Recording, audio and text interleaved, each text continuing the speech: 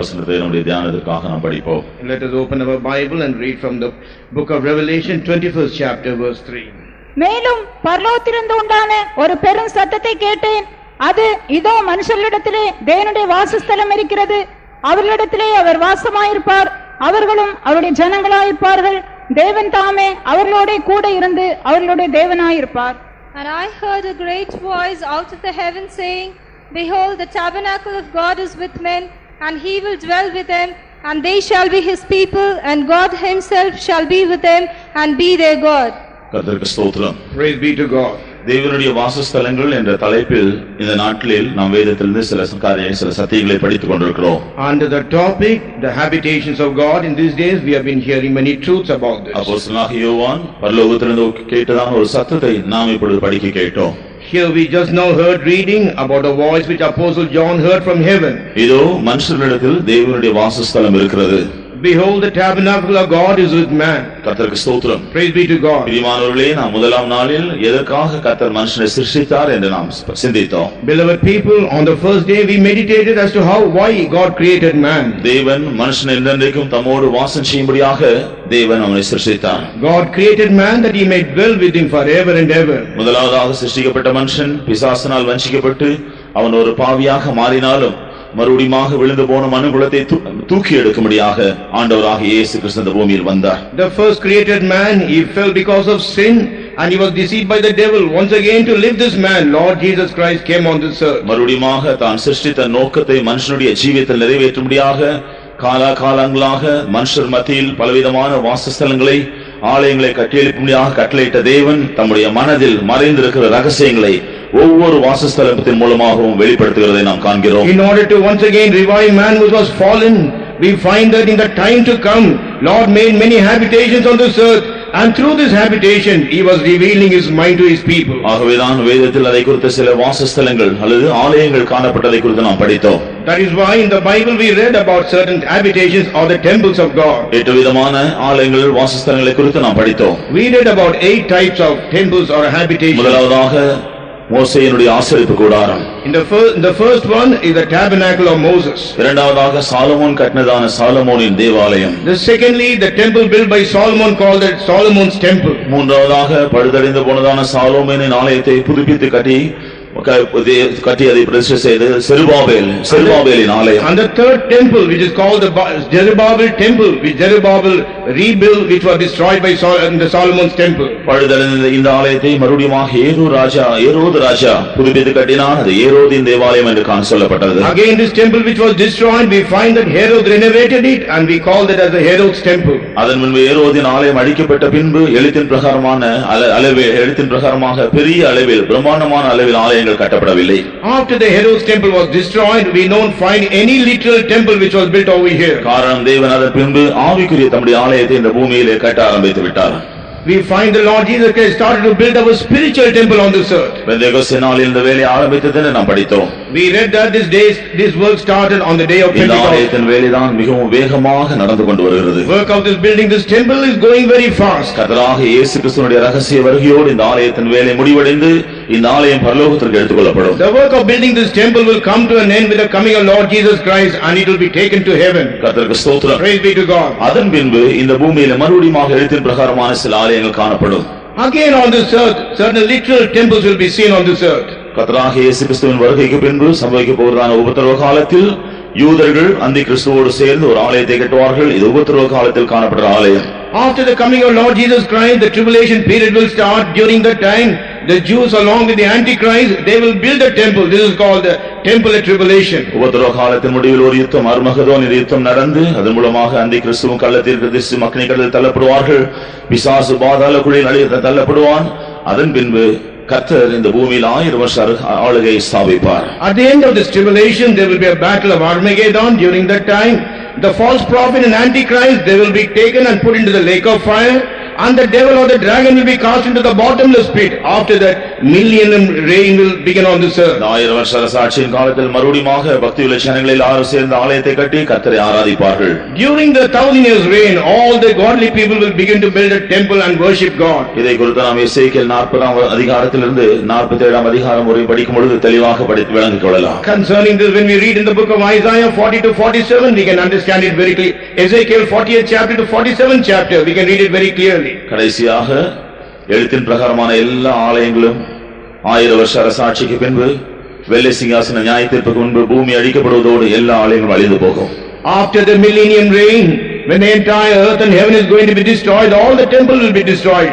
That time the white throne judgment will be set. கர்த்தருக்கு ஸ்தோத்திரம். Praise be to God. அதன் பின்பு தேவன் தம்முடைய நித்திய ராஜ்யத்தை ஸ்தாபிப்பார். அந்த நித்திய ராஜ்யத்தில்தான் இந்த நித்தியமான ஆலயங்கள் காணப்படுகிறதை பார்க்கிறோம். That time we find that God will establish eternal kingdom. There the eternal temple could be seen there. பரலோகத்தில் மிக உன்னதமான இடமாகிய புதிய எருசலேம் சீயோன் இவை இரண்டும் சேர்ந்துதான் தேவனுடைய நித்திய வாசஸ்தலமாக அல்லது நித்திய ஆலயமாய் மாற்றப்படுகிறது. The important place in eternity, New Jerusalem and Zion joining together, they will be seen as the eternal habitation or the eternal temple of God. பிரியமானவர்களே, இந்த புதிய ஏற்பாட்டு காலத்தில் கிருபையின் காலத்தில் ஜீவிக்கிறதான கர்த்தருடைய ஜனங்கள் பரலோகத்தில் மிக உன்னதமான இடமாகிய இந்த புதிய எருசலேமுக்கும் சீயோனுக்கும் வர வேண்டும் என்றுதான் கர்த்தர் விரும்புகிறார். Beloved people of God, the children of God who are living during the New Testament period or the grace period, it is the desire of God. They must come to the highest place, that is New Jerusalem and Zion. அதற்காக அந்த நித்திய ஆலயத்தில் நாம் காணப்பட வேண்டும் என்றால் இந்த பூமியிலே அவர் ஒரு உண்மையான ஆவிக்குரிய ஆலயமாய் நாம் கட்டியெழுப்பப்பட வேண்டியது அவசியமாகும். If we want to be seen as the eternal temple, while we are living on this earth, we should be built as a real spiritual temple of God. நாம் எவ்விதமாக இந்த ஆவிக்குரிய ஆலயமாய் கட்டப்படலாம் என்கிறதை குறித்து சற்று பிறகு சிந்திப்போம். Let us meditate as to how we could be built as a spiritual temple of God. இந்த ஆவிக்குரிய ஆலயத்தில் தேவன் எதிர்பார்க்கிறதான காரியங்களை குறித்து எவ்விதமாக பழைய ஏற்பாட்டில் காணப்பட்ட எழுத்தின் பிரகாரமான ஆலயங்களில் சில விஷயங்களை காண்கிறோம் என்று நாம் பார்த்தோம். In order to build the spiritual temple of God, we can observe that in the literal habitation what God built in the New Testament, we can find out certain truth from that. கர்த்தருக்கு ஸ்தோத்திரம். Praise be to God. நேற்று ஆசரிப்பு கூடாரத்திலிருந்து தேவன் இந்த ஆவிக்குரிய ஆலயத்தில் காணப்பட வேண்டியதான தேவனுடைய ஜனங்களுடைய சில சுபாவங்கள் அல்லது தன் அனுபவங்களை குறித்து நாம் படித்தோம். Yesterday from the tabernacle we read about certain truths about the characters which should be seen about the people which are going to be built as the spiritual temple. முதலாவதாக அது தேவன் காண்பித்த மாதிரியின்படி கட்டப்பட வேண்டியிருந்தது. In the first place, that has to be made as per the pattern showed by God. அது நம்முடைய ஜீவியத்தில் சரியாய் தேவனுடைய சித்தத்தை அறிந்து அதன்படி நம்முடைய ஜீவியத்தை கட்டியெழுப்புவதை காண்பிக்கிறது. That shows we understanding the will of God and building up our life properly. அடுத்தபடியாக தேவனுடைய ஜனங்களுடைய மனப்பூர்வமான உற்சாகமான காணிக்கைகளை கொண்டு அது கட்டப்பட்டது. Secondly, that was built by the willing offering and with an upright heart of the people of God. நாமும் கூட கர்த்தருக்கு அடுத்த காரியங்கள் எந்த காரியங்களை செய்கிறவர்களாக இருந்தாலும் மனப்பூர்வமான இருதயமுடையவர்களாகவும் உற்சாகமுள்ள ஆவியுள்ளவர்களாய் காணப்பட வேண்டியது அவசியம். Even we also, when we indulge in doing the work of God, we are in need of a willing mind and we have a stirred up spirit. கர்த்தருக்காக நாம் செய்கிற எந்த காரியங்களையும் கட்டாயத்தின் பேரிலோ அல்லது கடமைக்காகவோ அல்லது பெயருக்காகவோ புகழுக்காகவோ நாம் செய்தால் கர்த்தர் அதை அங்கீகரிப்பதில்லை. When we do anything for pertaining to God, by compulsion or for duty's sake or for our name's sake, when we do it, it will never be acknowledged. நம்முடைய பெயருக்காக புகழுக்காக நாம கர்த்தருக்காக எதை செய்தாலும் கர்த்தர் அதில் சந்தோஷப்படுவதில்லை. If we do anything for our name and for our praise, God will never be happy about it. ஆகையால் தான் இந்த அனுபவத்தை குறித்து அப்போஸ்தலனாகிய பவுல் புதிய ஏற்பாட்டில் சொல்லும் பொழுது உற்சாகமாய் கர்த்தருக்கு செய்கிறவர்களிடத்தில் கர்த்தர் பிரியமா இருக்கிறார் என்று சொல்கிறார். That is why Apostle Paul, a person who is living with a stirred up mind, God is pleased in him. கர்த்தருக்கு ஸ்தோத்திரம். Praise be to God. இதைதான் நாம் அந்த ஆசரிப்பு கூடாரத்தினுடைய மனப்பூர்வமான உற்சாகமான காணிக்கையினால் ஆசரிப்பு கூடாரம் கட்டப்பட வேண்டுவதை பற்றி நாம் பார்க்கிறோம். That is why we see about the tabernacle which is made by the offering of the willing mind and the stirred up heart. மூன்றாவதாக இந்த ஆசரிப்பு கூடாரத்தை கட்டும்படியாக தேவனால் தேர்ந்தெடுக்கப்பட்டு தேவனுடைய விசேஷமான ஞானமும் அறிவு உடையவர்களாய் காணப்படும்படி தேவனுடைய விசேஷமான அபிஷேகத்தினால் ஆவியினால் நிரப்பப்பட்டதான ஒரு கூட்டத்தார் தேவையாயிருந்தார்கள்.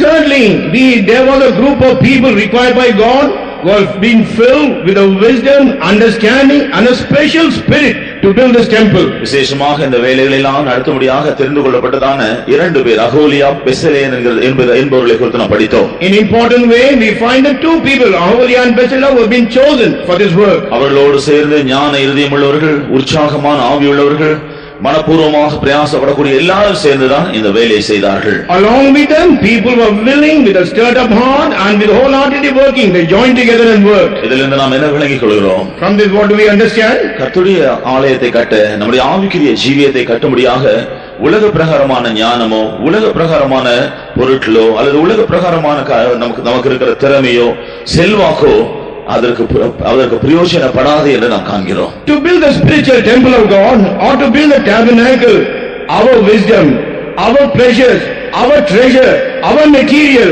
or the worldly things, it will not do for building this. தேவனுக்கு அடுத்த சகல காரியங்களை செய்வதற்கு நமக்கு தேவனுடைய ஆவி வேண்டும், தேவனுடைய ஞானம் வேண்டும், தேவனுடைய கிருபை வேண்டும்.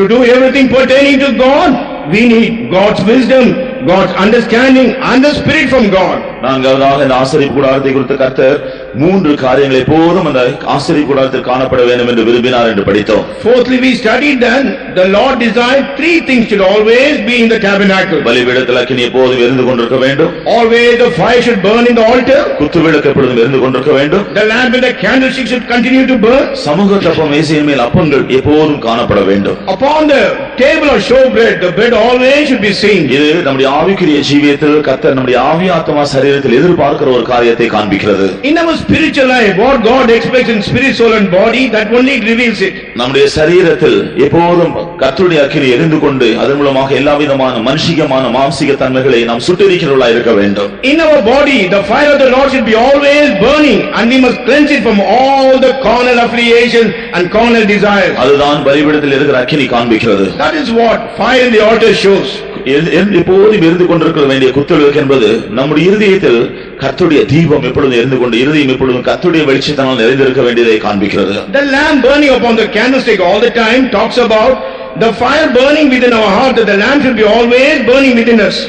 சமூக தப்ப மேசையின் மேல் எப்போதும் சமூக அப்பங்கள் காணப்பட வேண்டும் என்று சொல்வது நம்முடைய மனதில் கர்த்தர் நமக்கு வெளிப்படுத்துகிற சத்தியங்கள் வெளிப்படுத்தல்களால் எப்போதும் நிறைந்து காணப்பட வேண்டும் என்பதை காண்பிக்கிறது. The bread seen on the table of showbread, that shows that in our mind always the revelation and the mind of God should be seen. ஆகவே ஆசரிப்பு கூடாரத்தில் இருந்த இந்த முக்கியமான நான்கு அனுபவங்களை ஆவிக்குரிய ஆலயமாய் நாம் கட்டியெழுப்பப்படுவதற்கு நாம் இவைகள் அவசியம் என்று காண்கிறோம். We find that the four experience seen in the tabernacle, it is very important to build up our spiritual life. கர்த்தருக்கு ஸ்தோத்திரம். Praise be to God. இரண்டாவதாக சாலமோனின் ஆலயத்தை குறித்து நாம் படித்தோம். Secondly, we studied about Solomon's temple. ஏன் கர்த்தர் சாலமோனை ஆலயத்தை கட்டும்படி தெரிந்து கொண்டார்? Why did God choose Solomon to build the temple? கர்த்தர் சொன்னார், அவன் ஒரு சமாதான புருஷனாய் இருப்பான், ஆனபடியால் அவன் எனக்கு ஆலயத்தை கட்டுவான் என்று சொன்னார். Lord told he will be a man of peace. He will build me a temple. தாவீதை குறித்து நாம் படிக்கும் பொழுது ஆலயத்தை கட்டுவதற்கு வேண்டிய பொருட்களை சேகரித்தான், ஆலயத்தை கட்ட வேண்டிய மாதிரியை கர்த்தரிடத்திலிருந்து பெற்றுக்கொண்டான். என்றாலும் யுத்த புருஷனாய் இருந்தபடியினால் கர்த்தர் அவனை ஆலயத்தை கட்ட அனுமதிக்கவில்லை. You know, when we read about David gathered all the materials to build the wall, and David received a pattern in the revelation concerning building the temple. Because he was a man of war, he was not permitted to build the temple. நாம் உங்களுடைய யுத்த புருஷனாய் காணப்பட்டால் இந்த ஆவிக்குரிய ஆலயத்தில் நமக்கு பங்கும் இல்லை, பாத்திரமும் இல்லை.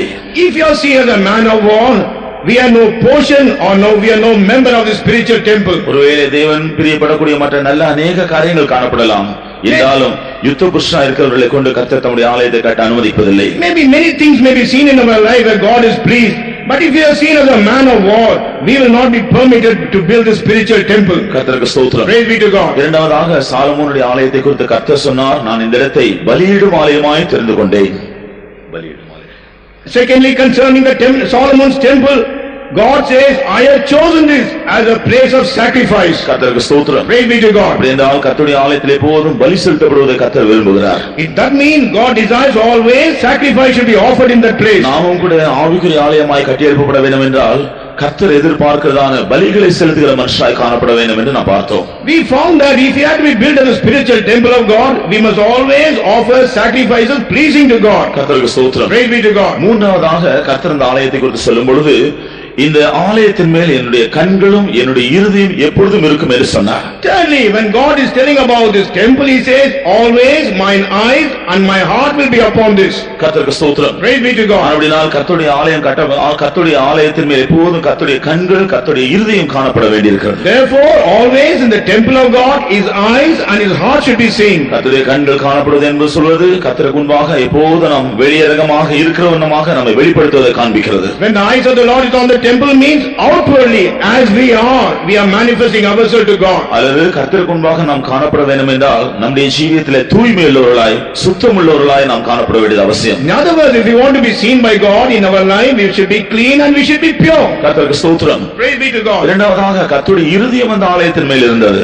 Secondly, heart of God was on the temple. இருதயம் என்று சொல்றது வாஞ்சி விருப்பத்தை காண்பிக்கிறது. Heart talks about desire and liking. ஆகவே அந்த ஆலயத்தில் கர்த்தர் தம்முடைய வாஞ்சை தம்முடைய விருப்பங்கள் நிறைவேற்றப்பட வேண்டும் என்று விரும்புகிறார். Therefore, God is expecting to fulfill his desire and liking in this temple. இதேபோல நாம் கர்த்தருடைய ஆவிக்குரிய ஆலயமாய் கட்டி எழுப்பப்பட வேண்டும் என்றால் கர்த்தருடைய வாஞ்சையை அவருடைய இருதயத்தின் வாஞ்சையும் தாகத்தையும் நம்முடைய ஜீவியத்தில் நிறைவேற்றுகிறவர்களாய் மாற வேண்டும். Like that, if we want to be built as a spiritual temple of God, desire of God and the liking of God should be fulfilled in our life. கர்த்தருக்கு ஸ்தோத்திரம். Praise be to God. நான்காவதாக இந்த சாலமோனுடைய ஆலயத்தை குறித்த இன்னொரு விஷயத்தை நாம் பார்க்கிறோம். Fourthly, one more thing we observe in the Solomon's temple. முதலாம் ராஜாக்கள் 8ஆம் அதிகாரம் 21ஆம் வசனத்தில் நாம் பார்க்கும் பொழுது When we read in 1 Kings 8 chapter verse 21, இந்த சாலமோன் இந்த ஆலயத்தை கட்டுவதற்குரிய ஒரு காரணத்தை இங்கே சொல்கிறான். Solomon here tells a reason for building the temple. கர்த்தருடைய பெட்டியை வைக்கும்படியாக நான் கர்த்தருக்கு ஒரு ஆலயத்தை கட்ட விரும்புகிறேன். In order to place the ark of the Lord, I would like to build a temple. கர்த்தருக்கு ஸ்தோத்திரம். Praise be to God. அப்படினால் கர்த்தருடைய ஆலயம் என்று சொல்லும் பொழுது கர்த்தருடைய ஆலயத்தில் கர்த்தருடைய பெட்டி எப்போது காணப்பட வேண்டியது அவசியமா இருக்கிறது. Therefore, when we talk about the temple, in the temple of God, always the ark is required. நாம் முதலாம் நாளில்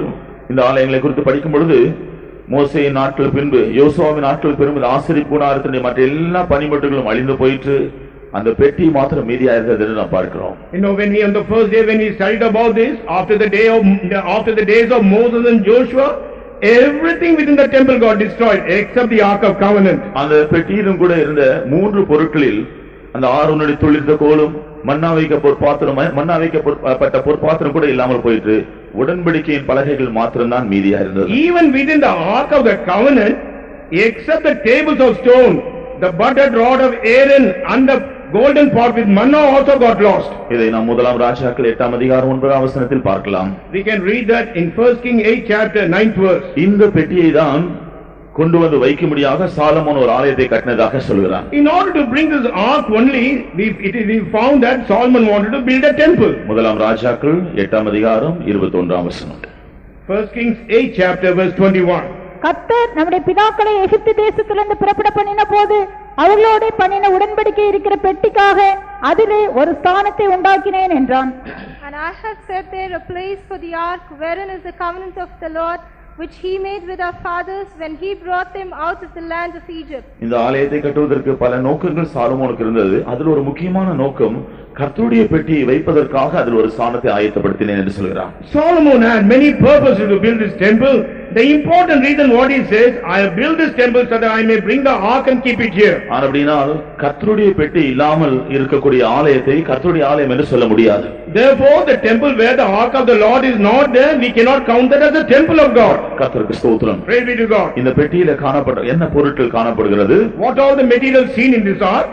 உடன்படிக்கையின் கற்பலகைகள் காணப்படுகிறது. We find the tables of covenant. கர்த்தருக்கு ஸ்தோத்திரம். Praise be to God. இங்கே இரண்டு கற்பலகைகளில் அந்த தேவனுடைய பிரமாணங்கள் எழுதப்பட்டதை நாம் பார்க்கிறோம். In the two tables of stone we find that the commandments of God were written. ஒவ்வொரு மனுஷனுடைய ஜீவியத்திலும் கூட தேவன் அவருடைய ஜீவியத்தில் தம்முடைய பிரமாணங்கள் எழுதுகிறதான இரண்டு அனுபவங்கள் உண்டு.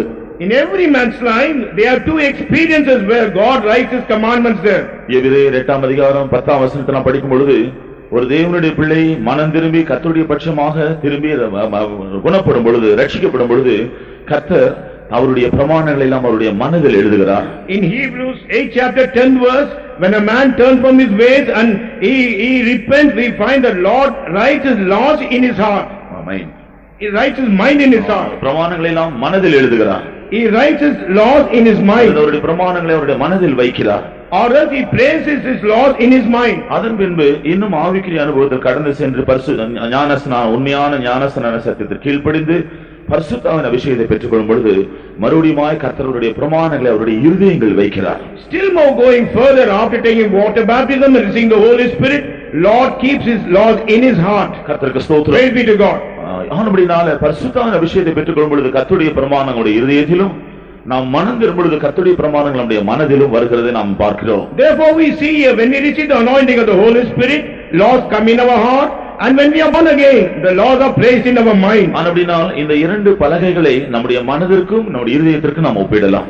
Therefore we can compare these two tables of stone to our mind and to our heart. நம்முடைய மனதிலும் நம்முடைய இருதயத்திலும் தேவனுடைய பிரமாணங்கள் எழுதப்பட்ட ஒரு நிலைமையில் நாம் வரும்பொழுதுதான் தேவனுடைய ஆலயத்தினுடைய அங்கமாய் மாற முடியும். When we come to a place where in our mind, in our heart, the laws are written, we can be turned as the temple of God. சும்மா நாம் பாரம்பரிய கிறிஸ்தவர்கள் என்றோ அல்லது பக்தி உள்ளவர் என்றோ நாம் ஜீவிக்கிறபடினால் அவருடைய பிரமாணங்களுடைய மனதில் நம்முடைய இதயத்தில் வராது. Just because we worship God in a traditional way, we call ourselves to be a godly person, his laws will never come in our mind and in our heart. வழக்கத்தின்படி தேவனுடைய ஆலயத்திற்கு சென்று ஆராதிப்பதனாலோ ஏதோ சற்று தேவனுடைய வசனத்தை கேட்டு வருகிறபடினாலோ இந்த பிரமாணங்கள் நம்முடைய மனதிலும் இருதயத்தில் எழுதப்பட முடியாது. Traditionally going to the temple or to the church, just listening the word of God, it will not suffice. Thus these laws will never come in our mind and heart. பிரமாணங்கள் நம்முடைய மனதில் எழுதப்பட வேண்டும் என்றால் உண்மையாய் நாம் மனம் திரும்பினவர்களாய் இருக்க வேண்டும். If the laws are to be written in our mind, really we should have repented. உண்மையாக ஆண்டவராக இயேசு கிறிஸ்துவின் இரத்தத்தினால் நம்முடைய பாவங்கள் கழுவப்பட்ட ஒரு நிச்சயத்தை நாம் பெற்றிருக்க வேண்டும். We should receive an assurance that our sins have been washed by the blood of Jesus Christ. நாம் பாவ மன்னிப்பின் நிச்சயத்தை பெற்றுக்கொண்டவர்களாக நாம் ரட்சிப்பின் சந்தோஷத்தை பெற்றுக்கொண்டவர்களாய் காணப்பட வேண்டும். We should have the assurance of forgiveness of sins and receive the happiness of joy of salvation. ஏனென்றால் கர்த்தர் அங்கே சொல்லுகிறார், இந்த பிரமாணங்களை வைத்த பின்பு இனி நம்முடைய பாவங்களை அவர் நினைக்க மாட்டேன் என்று சொல்கிறார். Here the Lord says, after keeping the laws in our mind, he will not remember our sins anymore. நம்முடைய பாவங்கள் மன்னிக்கப்பட்டு அவருடைய பிரமாணங்கள் நம்முடைய மனதில் வந்த பின்புதான் நம்முடைய பாவங்களை தேவன் மன்னித்து மறந்து விடுகிறார். When our sins are forgiven and when his laws come in our mind, God never remembers our sins anymore. அந்த அனுபவத்தை நாம் பெற்றுக்கொள்ளாத பட்சத்தில் பாவ மன்னிப்பின் நிச்சயம் நமக்கு உண்டாக முடியாது. If we don't receive that experience, we will never have an assurance of forgiveness of sins. இதைப்போல தேவனுடைய இருதயம், தேவனுடைய பிரமாணங்கள் நம்முடைய இருதயத்தில் வர வேண்டும் என்றால் நாம் பரிசுத்தாவின் விஷயத்தை நிச்சயமாய் பெற்றிருக்க வேண்டும். If the laws of God has to come in our heart, definitely we should have received the baptism of the Holy Spirit. இன்றைக்கு சில கிறிஸ்தவர்கள் மத்தியில் பரிசுத்தாவியை விசுவாசிக்க முடியாமல் இருக்கிறார்கள். Among certain Christians, they are not able to believe the Holy Spirit. பிரியமானவர்களே, கர்த்தராக இயேசு கிறிஸ்து சொன்ன ஒரு எச்சரிக்கை குறித்து நாம் வேதத்தில் படிக்கிறோம். Beloved people, we read about a warning given by Lord Jesus Christ in the Bible. ஒரு மனுஷன் தன்னுடைய ஜீவிதத்தில் செய்கிற எந்த பாவமும் அவனுக்கு மன்னிக்கப்படும். ஆனால் பரிசுத்தாவி உண்டு என்கிற அந்த சத்தியத்தை விளங்கிக் கொள்ளாமல் பரிசுத்தாவியை மறுதலித்தாலோ, பரிசுத்தாவியை விசுவாசிக்காமல் இருந்தாலோ, பரிசுத்தாவிக்கு விரோதமாக பேசினாலோ அவனுடைய பாவங்கள் மன்னிக்கப்படாது என்று இயேசு தாமே தம்முடைய வாயினால் சொல்லியிருக்கிறார். Jesus himself has spoken through his mouth, every sin what man is committing, it will be forgiven unto him. But if he speaks anything against the Holy Spirit, if he disbelieves the Holy Spirit, if he rebels against the Holy Spirit, that sin will never be forgiven to him. மறுபடியும் இந்த காரியத்தை அறியாத அருமையான கிறிஸ்தவ சகோதர சகோதரிமார் யாராக இருந்தால் இன்றைக்கு கர்த்தர் உங்களோடு பேசுகிறதை விசுவாசித்து உங்களுடைய பழைய அபிப்பிராயத்தை விட்டுவிட்டு பரிசுத்தாவியை பெற்றுக்கொள்ளும்படியாக நீங்கள் கர்த்தரிடத்தில் ஜெபியுங்கள். Beloved brother and sister, those who have got this impression, please listen to the word of God, receive the Holy Spirit and come closer to him. நான் சொல்வது உண்மையா இல்லையா என்று நீங்கள் உங்களுடைய வீடுகளுக்கு போய் ஜெபித்து பாருங்கள், கர்த்தர் உங்களோடு பேசுவார். You go home and pray and see whether what I am telling is truth or not, and Lord will speak to you. நாங்கள் ஏதோ கொள்கைகளையோ ஏதோ நாங்கள் ஏதோ அறிந்த காரியங்களை சொல்லவில்லை, நாங்கள் அனுபவித்த காரியங்களை நாங்கள் சொல்கிறோம். What we have understood we are not telling, but what we have experienced only we are telling you. பரிசுத்தாவியை பெறும்பொழுது மாத்திரம்தான் தேவனுடைய பிரமாணங்களை தேவன் நம்முடைய இருதயங்களில் வைக்க முடியும். Only when we receive the anointing of the Holy Spirit, Lord will be able to keep his laws in our heart. ஏனென்றால் பரிசுத்தாவியை பெறும்பொழுதுதான் திரியேக தேவன் நம்முடைய இருதயத்துக்குள் வருகிறார். When we receive the anointing of the Holy Spirit, triune God comes in us. இயேசு அந்த அனுபவத்தை குறித்து யோவான் சுவிசேஷம் 14 அதிகாரம் 20 வசனத்தில் சொன்னார். Jesus concerning this matter in Gospel of John 14 chapter verse 21 he says about it. நான் என் பிதாவிலும் நீங்கள் என்னிலும் நான் உங்களிலும் இருக்கிறதை அந்த நாளில் அறிவீர்கள். I in my Father, you in me, and I in him, that day ye shall know it. பரிசுத்தாவியை பெறும் நாளில் தான் பிதாவாகிய தேவன் குமாரனாகிய ஆண்டவர் பரிசுத்தாவியான மூலமாய் நமக்குள் வருகிறார்கள்.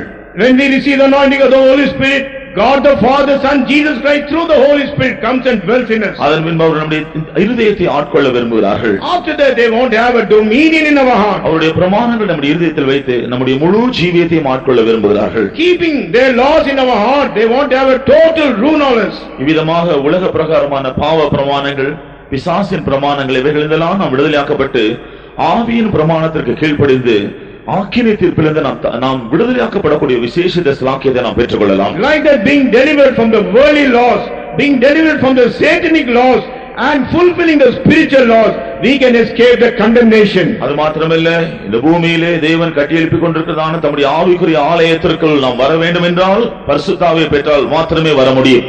In the spiritual temple of God, what God is preparing on this earth, except we receive the Holy Spirit, then only we can enter into it. இதை குறித்து நாம் பின்பு இன்னும் சற்று விளக்கமாக கவனிக்கலாம். We can observe this more carefully after some time. ஆனபடியால் கர்த்தருடைய பெட்டி வைக்கப்படும்படியாக இந்த ஆலயம் கட்டப்பட்டது. Therefore, in order to place the ark of the Lord, this temple was built. கர்த்தருடைய பெட்டியில் பார்த்தால் நாம் இரண்டு கற்பலகைகளை பார்க்கலாம்.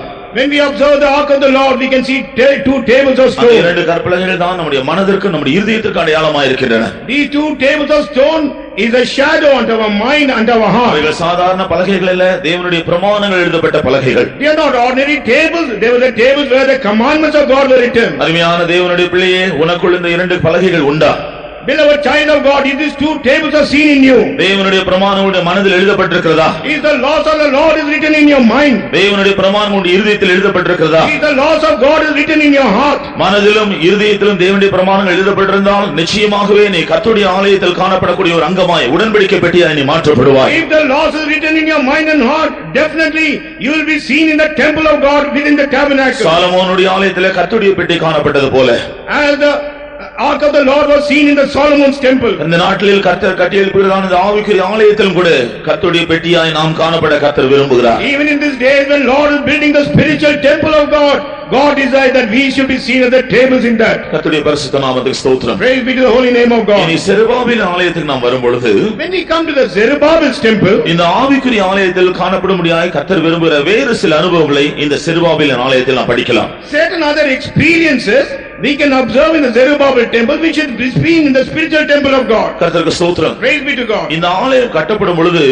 கர்த்தர் தம்முடைய தீர்க்கதரிசிகள் மூலமாக அதை பற்றிய சில விசேஷங்களை அவர் சொல்லுகிறதை நாம் பார்க்கிறோம். While this temple is being built, we find that through his prophets, Lord is telling certain things. முதலாவதாக சகரியாவின் புத்தகம் 4ஆம் அதிகாரம் 6ஆம் வசனத்தை நாம் படித்தால், When we read the book of Zechariah 4th chapter verse 6, அப்பொழுது அவர் செருபாபேலுக்கு சொல்லப்படுகிற கர்த்தருடைய வார்த்தை என்னவென்றால், பலத்தினாலும் அல்ல பராக்கிரமத்தினாலும் அல்ல என்னுடைய ஆவியினாலேயே ஆகும் என்று சேனைகளின் கர்த்தர் சொல்லுகிறார். Then he answered and spake unto me, saying, This is the word of the Lord unto Zerubbabel, saying, Not by might nor by power, but by my spirit, saith the Lord of hosts. பலத்தினாலும் அல்ல பராக்கிரமத்தினாலும் அல்ல என்னுடைய ஆவியினாலே எல்லாம் ஆகும். not by might, not by power, but everything is possible through my spirit. இந்த ஆலயம் எழுத்தின் பிரகாரமாக மனுஷனுடைய பிரயாசத்தினால் பொருட்களினால் கட்டப்பட்டாலும் கர்த்தர் சொல்கிறார், பலத்தினாலும் பராக்கிரமத்தினாலும் அல்ல என்னுடைய ஆவியினாலே தான் இந்த ஆலயம் கட்டப்பட முடியும் என்று சொல்கிறார். Though this temple is built by the efforts and by the materials of man, but still God says, not by might, not by power, but everything is possible through my spirit. மானவர்களே, கர்த்தருடைய ஆவிக்குரிய ஆலயமாய் நாம் கட்டியெழுப்பப்பட வேண்டும் என்றால் நாமும் கூட நம்முடைய பலத்தையோ பராக்கிரமத்தையோ சார்ந்து கொண்டிருந்தால் இந்த ஆலயமாய் கட்டியெழுப்பப்பட முடியாது. Beloved people, in the spiritual temple of God has to be built. If we lean on our power or might, this temple can never be built. நாம் அவருடைய ஆவியினாலே மாத்திரம்தான் கட்டியெழுப்பப்பட முடியும். We should be only built by his spirit. நாம் தேவனுடைய ஆவியினால் மாத்திரமே தேவனுடைய ஆலயமாக வாசஸ்தலமாய் கட்டியெழுப்பப்பட முடியும். Only by the spirit of God we could be built as a temple of the habitation of God. தேவனுடைய ஆவியினால் நாம் கட்டியெழுப்பப்பட வேண்டும் என்றால் முதலாவதாக நம்முடைய பலத்தையும் நம்முடைய பராக்கிரமத்தையும் சார்ந்து கொண்டிருக்கிற அனுபவங்களை நாம் விட்டுவிட வேண்டும். If you want to be built as a temple of God, in the first place we must leave the experience of leaning on our power and might. மனுஷனுடைய பலமும் மனுஷனுடைய பராக்கிரமும் கர்த்தருக்கு முன்பாக ஒன்றுமே இல்லை. The power of man and the might of man in the sight of God, it is nothing. நம்முடைய பலத்தினாலோ பராக்கிரமத்தினாலோ கர்த்தருக்குரிய எந்த காரியத்தை நாம் செய்ய முடியாது. Through our power and might we can never do anything pertaining to God. ஆவியினால் மாத்திரம்தான் கர்த்தருக்கு அடுத்த இந்த காரியங்களை நாம் செய்ய முடியும். Only by the spirit of God we can do things pertaining to him. ஆனபடியால் அவருடைய ஆவியினால் அவருடைய ஆலயமாய் கட்டியெழுப்பப்படும்படியாக நாம் அவருடைய ஆவியை பெற்றுக்கொள்ள வேண்டியது அவசியம். through His Spirit for the spiritual temple of God to be built, we shall receive His Spirit. கர்த்தருக்கு ஸ்தோத்திரம். Praise be to God. பரிசுத்த ஆவியை நாம் பெற்றுக்கொண்டால் மாத்திரம்தான் பரிசுத்த ஆவியானவருடைய உதவியோடு நாம் சரியாய் கர்த்தருடைய ஆலயமாய் கட்டி எழுப்பப்படலாம். Only when we receive the anointing of the Holy Spirit, with the help of the Spirit, we could be built up as a proper temple. அதற்காக முதலாவது பரிசுத்த ஆவியை நாம் விசுவாசிக்க வேண்டும். For that, in the first place, we must believe the Holy Spirit. பரிசுத்த ஆவியை பெற்றுக்கொள்ள நாம் பிரயாசப்பட வேண்டும். And secondly, we must try to receive the Holy Spirit. நாம் எப்படி பரிசுத்த ஆவியை பெற்றுக்கொள்ளலாம்? How can we receive the Holy Spirit? Pentecost நாளில் பரிசுத்த ஆவியின் அபிஷேகத்தை பெற்று தேவனுடைய சந்தோஷத்தை அனுபவித்து ஆச்சரியப்பட்டுக் கொண்டிருந்த ஒரு கூட்டத்தாரை பார்த்து பேதுரு அப்போஸ்தலன் பேசினார். On the day of Pentecost, Saint Peter, looking at a group of people, laughing about the people who receive this power, he says, என்றாலும் பேதுரு பேசுறதான தேவனுடைய வசனத்தின் மூலமாய் ஒரு கூட்டம் ஜனங்கள் தொடப்பட்டு, சகோதரரே இந்த அனுபவத்தை பெற்றுக்கொள்ள நாங்கள் என்ன செய்ய வேண்டும் என்று கேட்டார்கள். By the word what Peter spoke, a group of people were touched by it. Then he said, brethren, what shall we do to receive this? அப்போஸ்தலர் நடவடிக்கைகள் 2ஆம் அதிகாரம் 38ஆம் வசனத்தில் நாம் அந்த 37ஆம் வசனங்களில் இந்த சம்பவத்தை நாம் பார்க்கிறோம். We can read about this incident in Acts of Apostles 2nd chapter verse 37 and 38. அப்பொழுது பேதுரு அப்போஸ்தலன் என்ன சொன்னார்? What did Peter Apostle Peter ஒவ்வொருவரும் மனம் திரும்பி இயேசு கிறிஸ்துவின் நாமத்தில் ஞானஸ்நானம் பெற்றுக்கொள்ள வேண்டும். Every one of you repent and be baptized in the name of Jesus. அப்பொழுது இந்த பரிசுத்த ஆவியின் வரத்தை நீங்களும் பெற்றுக்கொள்ளலாம். Then he shall receive the gift of the Holy Spirit. கர்த்தருக்கு ஸ்தோத்திரம். Praise be to God. பரிசுத்த ஆவியை பெற்றுக்கொள்ள வேண்டும் என்றால் முதலாவதாக ஒரு சரியான மனம் திரும்புதல் அனுபவம் தேவை.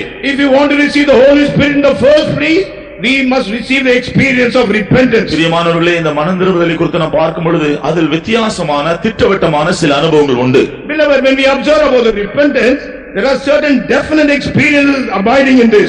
முதலாக தேவனுடைய வசனத்தை கேட்கும் பொழுதோ அல்லது தேவனுடைய சந்திப்பின் மூலமாக ஒரு மனுஷன் தன்னுடைய உண்மையான நிலவரத்தை அல்லது தன்னுடைய ஜீவியத்தில் காணப்படுகிற பாவத்தை குறித்து உணர்த்தப்பட வேண்டும். When hearing the word of God, when hearing the counsel of God, a person should be convicted about his sin in his life. ஆகையால் நாம் பெந்தேகோஸ்தே நாளில் கர்த்தருடைய வசனத்தை கேட்டபொழுது அவர்கள் இருதயத்தில் குத்தப்பட்டார்கள் என்று நாம் படிக்கிறோம். That is why on the day of Pentecost, when they heard the word being spoken to them, they were pricked in the heart. இதுதான் மனம் திரும்புதலின் முதலாவது அம்சம். This is the first aspect of repentance. அதோடு போதாது. It will not sufficient with this. உணர்த்தப்பட்ட பின்பு நம்முடைய குறைவுகளுக்காக நம்முடைய பாவங்களுக்காக ஆண்டவருக்கு முன்பாய் நாம் காணப்படுகிற பரிதபிக்கப்பட்ட நிலைமைக்காக நாம் உண்மையாய் துக்கப்பட வேண்டும், மனஸ்தாபப்பட வேண்டும். You know, when we are convicted of our sin, for the pitiable state in the sight of God, and for our mistake, we should really repent. அதுதான் தேவனுக்கு ஏற்ற துக்கம் என்று சொல்லப்படுகிறது. That is called godly sorrow. கர்த்தருக்கு ஸ்தோத்திரம். Praise be to God. இதுதான் மனம் திரும்புதலின் இரண்டாவது அம்சம். This is the second aspect of repentance. ஒரு ஆயக்காரன் தேவாலயத்தில் ஜெபிக்க போனதை குறித்து நாம் லூக்கா சுவிசேஷம் 18ஆம் அதிகாரத்தில் பார்க்கிறோம். In the Gospel of Luke 18th chapter, we read about a publican who went to the temple to pray, who went to the synagogue to pray. தேவனுடைய ஆலயத்துக்கு போன பொழுது தன்னுடைய மார்பில் அடித்துக் கொண்டான் என்று நாம் பார்க்கிறோம். We find that when he approached the synagogue, he was beating on his chest. அதுதான் அவன் தேவனுடைய சமூகத்தில் துக்கப்பட்டதை மனஸ்தாபப்பட்டதை காண்பிக்கிறது. That shows he was having godly sorrow in the presence of God. மூன்றாவதாக நாம் அப்படிப்பட்ட ஒரு துக்கம் மனஸ்தாபம் வந்த பின்பு நம்முடைய நிலவரங்களை இருக்கிறவனமாய் கர்த்தரிடத்தில் அறிக்கை செய்ய வேண்டும். Thirdly, when that sorrow, when the penitent heart comes, as we are, we must tell our state to God. அதைதான் அந்த ஆயக்காரன் அறிக்கை செய்த, ஆண்டவரே நான் பாவியாக இருக்கிறேன், என் மேல் கிருபையாயிரும் என்று சொல்லி ஜெபித்தான். You know, that's what this publican did. He said, Lord, I am a sinner, have mercy upon me. கர்த்தருக்கு ஸ்தோத்திரம். Praise be to God. நான்காவதாக நாம் யாரிடத்தில் ஆகிலும் தவறான விதத்திலோ அல்லது பலவந்தமாகவோ நாம் தவறான பொருட்களை வாங்கியிருந்தால் அல்லது வேற எதையும் வாங்கியிருந்தால் நாம் அவைகளை நாம் திருப்பி கொடுக்க வேண்டும். Fourthly, by false means or by mistake, if you have received anything from others, we must return it back to them. கர்த்தருக்கு ஸ்தோத்திரம். Praise be to God. ஆண்டவராகிய இயேசு கிறிஸ்து இந்த பூமியில் இருந்த நாட்களில் சகேயுவின் வீட்டிற்கு விஜயம் செய்த பொழுது இந்த காரியம் தான் அவனுடைய வீட்டில் நடந்தது. Lord Jesus Christ, while he was on this earth, when he went to the house of Zacchaeus, this incident took place.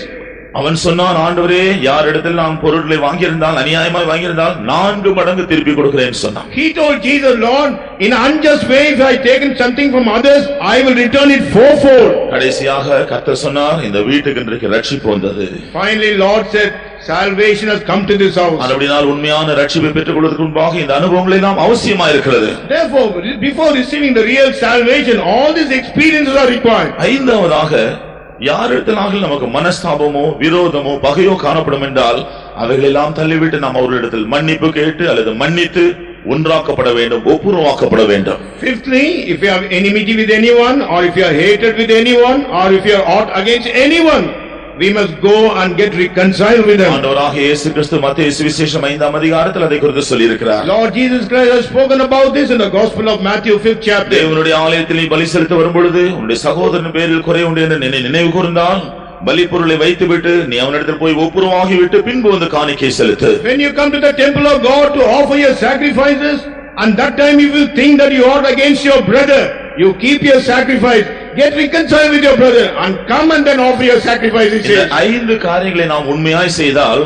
அதன் பின்பு ஆண்டவராகிய இயேசு கிறிஸ்து நம்மை நீதிகரிக்கிறார். If we do sincerely all these 5 things, and later on Lord Jesus will justify us. நம்மை அவர் நீதிகரிக்கிறார். He justifies us. நம்முடைய எல்லா குறைவுகளையும் அவர் பரிகரித்து நம்மை நீதிமான்களாய் மாற்றுகிறார். He abolishes all our mistakes and shortcomings and he makes us righteous. அதன் பின்பு அவருடைய விலையேற பெற்ற இரத்தத்தினால் நம்முடைய பாவங்களை நம்மை கழுவி நம்மை சுத்தமாக்கி நம்மை ஒரு தேவனுடைய பிள்ளையாய் மாற்றுகிறார். Afterwards he washes us with his precious blood and cleanses us and makes us as a child of God. ஆனபடியால் மனம் திரும்புதல் என்று சொன்னால் இந்த 7 அம்சங்கள் நம்முடைய ஜீவியத்தில் திட்டவட்டமாக நடந்திருந்தால் மாத்திரம்தான் உண்மையாய் நாம் மனம் திரும்பி இருக்கிறோம் என்ற அர்த்தம். Therefore the repentance means, except the 7 aspects of repentance take place in our life, then only it shows that we are really repentant. ஒருவேளை ஆலயத்திற்கு வந்து அல்லது வசனத்தை கேட்டு அல்லது ஆண்டவருடைய சந்திப்பை பெற்று திடீரென்று ஒரு மாற்றம் வரும், அது நல்லதுதான். ஆனால் முழுமையான மனம் திரும்புதல் என்று அதை சொல்ல முடியாது. Maybe while hearing the word of God you are pricked in your heart, a change will come, but you cannot say that it is a total repentance. உண்மையான ஆவிக்குரிய ஆலயமாய் கட்டப்பட வேண்டும் என்றால் அவருடைய ஆவியை பெற்றுக்கொள்ள வேண்டும். அதற்கு முதலாவதாக சரியாய் மனம் திரும்பி இருக்க வேண்டும். If you have to be built as a real spiritual temple of God, we should have received his Holy Spirit. Before that we need a real repentance. கர்த்தருக்கு ஸ்தோத்திரம். Praise be to God. அடுத்தபடியாக பேதுரு சொல்கிறார், நீங்கள் ஒவ்வொருவரும் நீங்கள் இயேசு கிறிஸ்துவின் நாமத்தில் ஞானஸ்நானம் பெற்றுக்கொள்ள வேண்டும். Secondly, Apostle Peter says, every one of you must take baptism in the name of Jesus. கர்த்தருக்கு ஸ்தோத்திரம். Praise be to God. ஞானஸ்நானத்தை குறித்து நாம் இன்றைக்கு இந்த நாட்டில் கிறிஸ்தவ சமுதாயத்தில் பலவிதமான அபிப்பிராயங்களும் பலவிதமான பழக்கங்களும் இருக்கிறதை நாம் பார்க்கிறோம். In the present Christian world, we read about many type of impressions and many notions concerning this baptism. சில கிறிஸ்தவ சபை சபைகளில் சிறு குழந்தைகளுக்கு ஞானஸ்நானம் கொடுக்கிறார்கள். In certain Christian denominations, for an infant they give baptism. இன்னும் சில கிறிஸ்தவ சபைகளில் கொடிகளின் கீழ் ஜனங்களை கடந்து போக செய்து ஞானஸ்நானம் பெற்றதாக சொல்கிறார்கள். In some other Christian group they make them to walk under the banner and they say that you are taking baptism. இன்னும் சில கிறிஸ்தவ சபைகளில் செத்த பிறகு ஞானஸ்நானம் கொடுத்தால் அவர் பரலோகத்துக்கு போய் விடுவார் என்று சொல்லி மரித்த மனுஷருக்கு ஞானஸ்நானம் கொடுக்கிறார்கள். Another group of Christians, after the death they should go to heaven, so they give baptism unto the dead body. இன்னும் சில சபைகளில் ஞானஸ்நானம் தெளிப்பு தண்ணீரை ஒரு தெளித்து விட்டு ஞானஸ்நானம் கொடுத்ததாய் சொல்கிறார்கள். In some other denomination they say the sprinkling baptism, thus they sprinkle water upon them. இன்னும் சில சபைகளில் தேவன் திருத்துவர் பிதா குமாரன் பரிசுத்த ஆவியானவர் என்ற விசுவாசம் இல்லாதபடியால் இயேசுவின் நாமத்தில் மாத்திரம் ஞானஸ்நானம் கொடுக்கிறார்கள். In other group of people, knowing that God is triune, Father, Son and the Holy Spirit, leaving this they only give baptism in the name of Jesus. வேறு சில சபைகளில் அவர்கள் யெகோவா தேவனுக்கு மாத்திரம் முக்கியத்துவம் கொடுத்து அந்த நாமத்தில் ஞானஸ்நானம் கொடுக்கிறார்கள். Another group of Christians giving importance to only God Jehovah, in that name they administer baptism. இன்னும் சில சபைகளில் பாரம்பரியத்தின்படி மதமாற்றம் செய்கிறவர்களுக்காக புதிதாக இந்து மதத்திலோ அல்லது மற்ற மதத்திலிருந்து கிறிஸ்தவ சமாஜத்துக்கு வருகிறவர்களுக்காக ஞானஸ்நானம் கொடுக்கிறார்கள். In other religion, for conversion sake, people who are coming from Hinduism or other religion to Christianity, they administer baptism. வேதத்தில் இப்படிப்பட்ட அனுபவங்களோடு நோக்கத்தோடு ஞானஸ்நானம் கொடுக்கிறதை குறித்து எந்த அத்தாட்சியும் பார்க்க முடியாது. In the Bible, you cannot show any proof to give baptism with this kind of impression or notion. கர்த்தருக்கு ஸ்தோத்திரம். Praise be to God. ஞானஸ்நானம் என்ற வார்த்தையினுடைய ஆங்கில பதம் பேப்டிசம் என்ற பதமானது பேப்டைசோ என்ற கிரேக்க பதத்திலிருந்து வந்தது. அந்த பேப்டைசோ என்ற பதத்தினுடைய அர்த்தம் முழுகுதல். You know the word called baptism, this term has come from the Greek word baptizo. Baptizo means to immerse. கர்த்தருக்கு ஸ்தோத்திரம். Praise be to God. அப்படினால் முழுக்கு ஞானஸ்நானம் தான் வேதவசனத்தின்படி சரியான ஞானஸ்நானம். Therefore immersion baptism is the correct baptism according to the word of God. மாத்திரமல்ல நமக்கு முன்மாதிரியாகிய முன்னோடியாக இயேசு கிறிஸ்து யோர்தான் நதியில் இறங்கி முழுக்கு ஞானஸ்நானம் பெற்றார் என்று நாம் பார்க்கிறோம். Our forerunner Lord Jesus Christ, we can observe that he went into the river Jordan and he took baptism. கர்த்தருக்கு ஸ்தோத்திரம். Praise be to God. ஞானஸ்நானம் எடுப்பதற்கு முன்பாக ஞானஸ்நானம் எடுக்கும்படி வந்த தேவனுடைய ஜனங்களுடைய சில அனுபவங்களை குறித்து நாம் வேதத்தில் படிக்கிறோம். The people who came to take baptism, we find the word of God and experience of what they had. அப்போஸ்தலர் பெந்தேகோஸ்தே நாட்களில் ஞானஸ்நானம் எடுக்க வந்தவர்கள் தேவனுடைய வசனத்தை சந்தோஷமாய் ஏற்றுக்கொண்டு அதன் பின்பு ஞானஸ்நானம் பெற்றார்கள் என்று அப்போஸ்தலர் நடவடிக்கைகள் 2ஆம் அதிகாரம் 41ஆம் வசனத்தில் நாம் படிக்கிறோம். In Acts of Apostles 2nd chapter verse 21, those who heard the word of God to receive baptism. கர்த்தருக்கு ஸ்தோத்திரம். Praise be to God. Mark சுவிசேஷம் 16ஆம் அதிகாரம் 16ஆம் வசனத்தில் இயேசு சொன்னார், விசுவாசம் உள்ளவனாகி ஞானஸ்நானம் பெற்றவன் ரட்சிக்கப்படுவான், விசுவாசியாதவன் ஆக்கினைக்குள்ளாய் தீர்க்கப்படுவான். In Gospel of Mark 16 chapter verse 16, Lord Jesus Christ says, he that believeth and is baptized shall be saved, he that believeth not shall be condemned. சத்தியத்தை சந்தோஷமாய் ஏற்றுக்கொள்ள முடியாதவர்கள், சத்தியத்தை உண்மையாய் விசுவாசிக்க முடியாதவர்கள் எடுக்கிற ஞானஸ்நானம் உண்மையான ஞானஸ்நானம் இல்லை. People who cannot accept the truth joyfully, people who are not able to believe the truth, they cannot take baptism. மூன்றாவதாக அப்போஸ்தலர் நடவடிக்கைகள் 8ஆம் அதிகாரம் 36ஆம் வசனத்தில் பிலிப்பு ஒரு தேசத்தினுடைய மந்திரிக்கு ஞானஸ்நானம் கொடுத்ததை பார்க்கிறோம். In Acts of Apostles 8 chapter verse 26, we find that Philip is baptizing a minister of a city. அவர்கள் இருவரும் ஒரு வாகனத்தில் அவர்கள் ரதத்தில் பிரயாணம் செய்து கொண்ட பொழுது பிலிப்பு இந்த சத்தியத்தை குறித்து அந்த மந்திரியிடத்தில் பேசினான். When both were traveling in a chariot, Philip was telling this truth unto the minister. அப்பொழுது தண்ணீர் இருந்த ஒரு இடத்திற்கு அந்த இடம் வந்த பொழுது அந்த மந்திரி உடனே சொல்கிறான், இங்கே தண்ணீர் இருக்கிறதே, நான் ஞானஸ்நானம் எடுக்க தடை என்ன? When the chariot approached the place where there was abundance of water, that time the minister spoke unto Philip, what hinders me to be baptized over here? அது எதை காண்பிக்கிறது? What does that show? இதுவரையிலும் தேவனுடைய வசனத்தை பிலிப்பின் மூலமாய் கேட்டுக்கொண்டிருந்த மந்திரி தான் ஞானஸ்நானம் எடுக்க வேண்டிய அவசியத்தை உணர்ந்தபடியினால் தான் ஞானஸ்நானம் எடுக்க முன் வந்ததை பார்க்கிறோம். Minister was listening to whatever Philip spoke unto him up to this moment, understanding that he should take baptism. As soon as the water came, he asked him to be baptized. கர்த்தருக்கு ஸ்தோத்திரம். Praise be to God. கர்த்தராகிய இயேசு கிறிஸ்து ஞானஸ்நானத்தை குறித்து கட்டளையிடுவதற்கு முன்பாக யோவான் ஸ்நானகன் ஞானஸ்நானம் கொடுத்ததை குறித்து படிக்கிறோம். Before Lord Jesus Christ was commanding about this baptism, we can observe John the Baptist giving baptism. மத்தேயு சுவிசேஷம் 3ஆம் அதிகாரம் 6ஆம் வசனத்தை படிக்கும் பொழுது யோவான் ஸ்நானகனிடத்தில் ஞானஸ்நானம் எடுக்க வந்தார்கள், தங்களுடைய பாவங்களை அறிக்கையிட்டு யோர்தான் நதியில் அவனிடத்தில் ஞானஸ்நானம் பெற்றார்கள். You know, those all who came to John the Baptist to be baptized, they confessed the sin and they were baptized in the banks of river Jordan. கர்த்தருக்கு ஸ்தோத்திரம். Praise be to God. ஏன் வேதத்தில் இப்படிப்பட்ட காரியங்கள் எல்லாம் குறிப்பிடப்பட்டிருக்கிறது? Why all these things are mentioned in the word of God? நாம் வேத வசனங்களை படித்து சத்தியத்தை நன்றாக விளங்கிக் கொண்டு கீழ்ப்படிந்தால் தான் ஒரு ஆசீர்வாதம் உண்டாகும். Only when we hear, read the word of God properly, we understand it and obey it, then only we can have a blessing. ஏதோ சில சூழ்நிலைகளுக்காகவோ அல்லது மனுஷரை பிரியப்படுத்துவதற்காகவோ மனுஷருடைய பலவந்தத்தின் பேரிலோ நாம் ஞானஸ்நானம் பெற்றால் அது நமக்கு ஆசீர்வாதமாக இருக்காது. Seeing the circumstances just to please man, by the compulsion of man, if we take baptism, that will not bring any blessing unto us. கர்த்தருக்கு ஸ்தோத்திரம். Praise be to God. மேலும் ஞானஸ்நானத்தை குறித்து நாம் வேதத்தில் படிக்கும் பொழுது again when we read about baptism in the Bible, முதலாவதாக இது இந்த ஞானஸ்நானம் என்பது தேவனால் ஏற்படுத்தப்பட்ட ஒரு ஒழுங்காக இருக்கிறது. First of all, this baptism is an order which was appointed by God. ஆகையால் தான் யோவான் ஸ்நானகன் தன்னை குறித்து சொல்லும் பொழுது என்னை ஞானஸ்நானம் கொடுக்க அனுப்பினவர் என்று சொல்கிறான். That is why John the Baptist he says, he who sent me to give baptism. ஆகவே யோவான் சுவிசேஷம் 1ஆம் அதிகாரம் 33ஆம் வசனத்தின்படி ஞானஸ்நானம் என்பது சொல்லுவது தேவனால் ஏற்படுத்தப்பட்ட ஒரு ஒழுங்கு ஒழிய அது ஒரு பாரம்பரியமோ ஒரு சடங்காச்சாரமோ இல்லை. In Gospel of John, 1st chapter 21st verse, baptism is the order given by Lord Jesus Christ.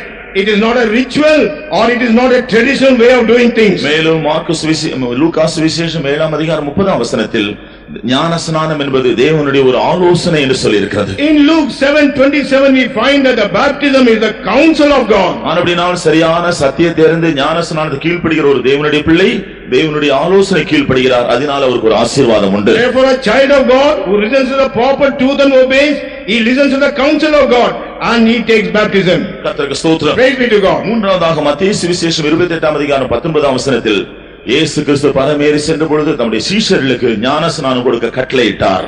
Thirdly, in Gospel of Matthew 28 chapter verse 19, before Jesus could be ascended to heaven, he gave a commandment unto his disciples. நீங்கள் உலகமெங்கும் போய் எல்லா ஜாதிகளுடைய சீஷராக்குங்கள். Go into all the world and make all nations disciples. அவர்களுக்கு பிதா குமாரன் பரிசுத்த நாமத்தில் ஞானஸ்நானம் கொடுங்கள். Baptize them in the name of the Father, Son and the Holy Spirit. ஆகவே ஞானஸ்நானம் தேவனுடைய ஒரு கட்டளையாக இருக்கிறது. Therefore, baptism is a commandment of God. கர்த்தருக்கு ஸ்தோத்திரம். Praise be to God. இனி அப்போஸ்தலர் நடவடிக்கைகள் 22ஆம் அதிகாரம் 14ஆம் வசனத்தை நாம் படிக்கும் பொழுது, In Acts of Apostles 22:14 when we read, பவுலாக மாறினான Saul அனனியா என்கிறான் ஒரு தேவனுடைய மனுஷத்தில் ஞானஸ்நானம் பெற வந்த பொழுது, Paul who was converted from Saul when he went to Ananias to be baptized. அந்த 16ஆம் வசனத்தில் ஞானஸ்நானம் எடுக்கும் பொழுது அனனியா பவுலை பார்த்து ஒரு காரியத்தை சொல்கிறார். In the verse 16, Ananias looking unto Paul before taking baptism tells him certain things. நீ ஞானஸ்நானம் பெற்று உன்னுடைய பாவங்கள் போக கழுவப்படு. You take baptism and be washed away from all your sins. ஆகவே ஞானஸ்நானம் என்று சொல்றது ஒரு சடங்காச்சாரம் அல்ல, உண்மையாய் பாவங்கள் போக கழுவப்படுகிறதான ஒரு அனுபவம். Therefore, baptism is not a mere ritual, it is an experience that our sins are washed away. கர்த்தருக்கு ஸ்தோத்திரம். Praise be to God. ஆண்டவராகிய இயேசு கிறிஸ்து இதை தம்முடைய சீஷர்களுக்கு கட்டளையிட்டபடியால் அவர்கள் இதற்கு அதை கீழ்ப்படிந்து ஞானஸ்நானம் கொடுத்தது மாத்திரமல்ல, இந்த ஞானஸ்நானத்தை குறித்து அவர்கள் போதிக்கவும் செய்தார்கள்.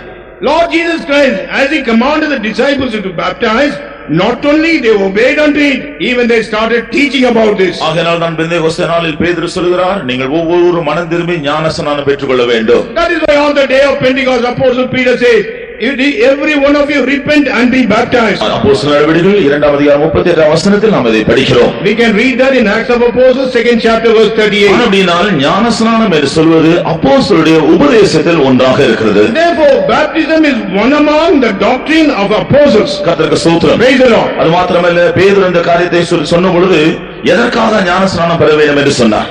Peter, while talking about it, is giving the reason why you should be baptized. நீங்கள் மனம் திரும்பி ஞானஸ்நானம் பெற்றால் பரிசுத்த ஆவியை பெற்றுக்கொள்வீர்கள் என்று சொன்னார். He says if you repent and are baptized, then you shall receive the Holy Spirit. அப்படினால் சரியான சத்தியத்தை தெரிந்து ஞானஸ்நானம் பெறும் பொழுது நாம் பரிசுத்த ஆவியை பெற்றுக்கொள்வதற்கு ஆயத்தமாகிறோம். Therefore, understanding the proper truth, and when we take baptism, we are ready to receive the Holy Spirit. இயேசு கிறிஸ்து இந்த ஞானஸ்நானத்தை குறித்து பேசின பொழுது, Jesus, while talking about the baptism, யோவான் சுவிசேஷம் 3ஆம் அதிகாரம் 5ஆம் வசனத்தில் அதை குறித்து சொன்னார்.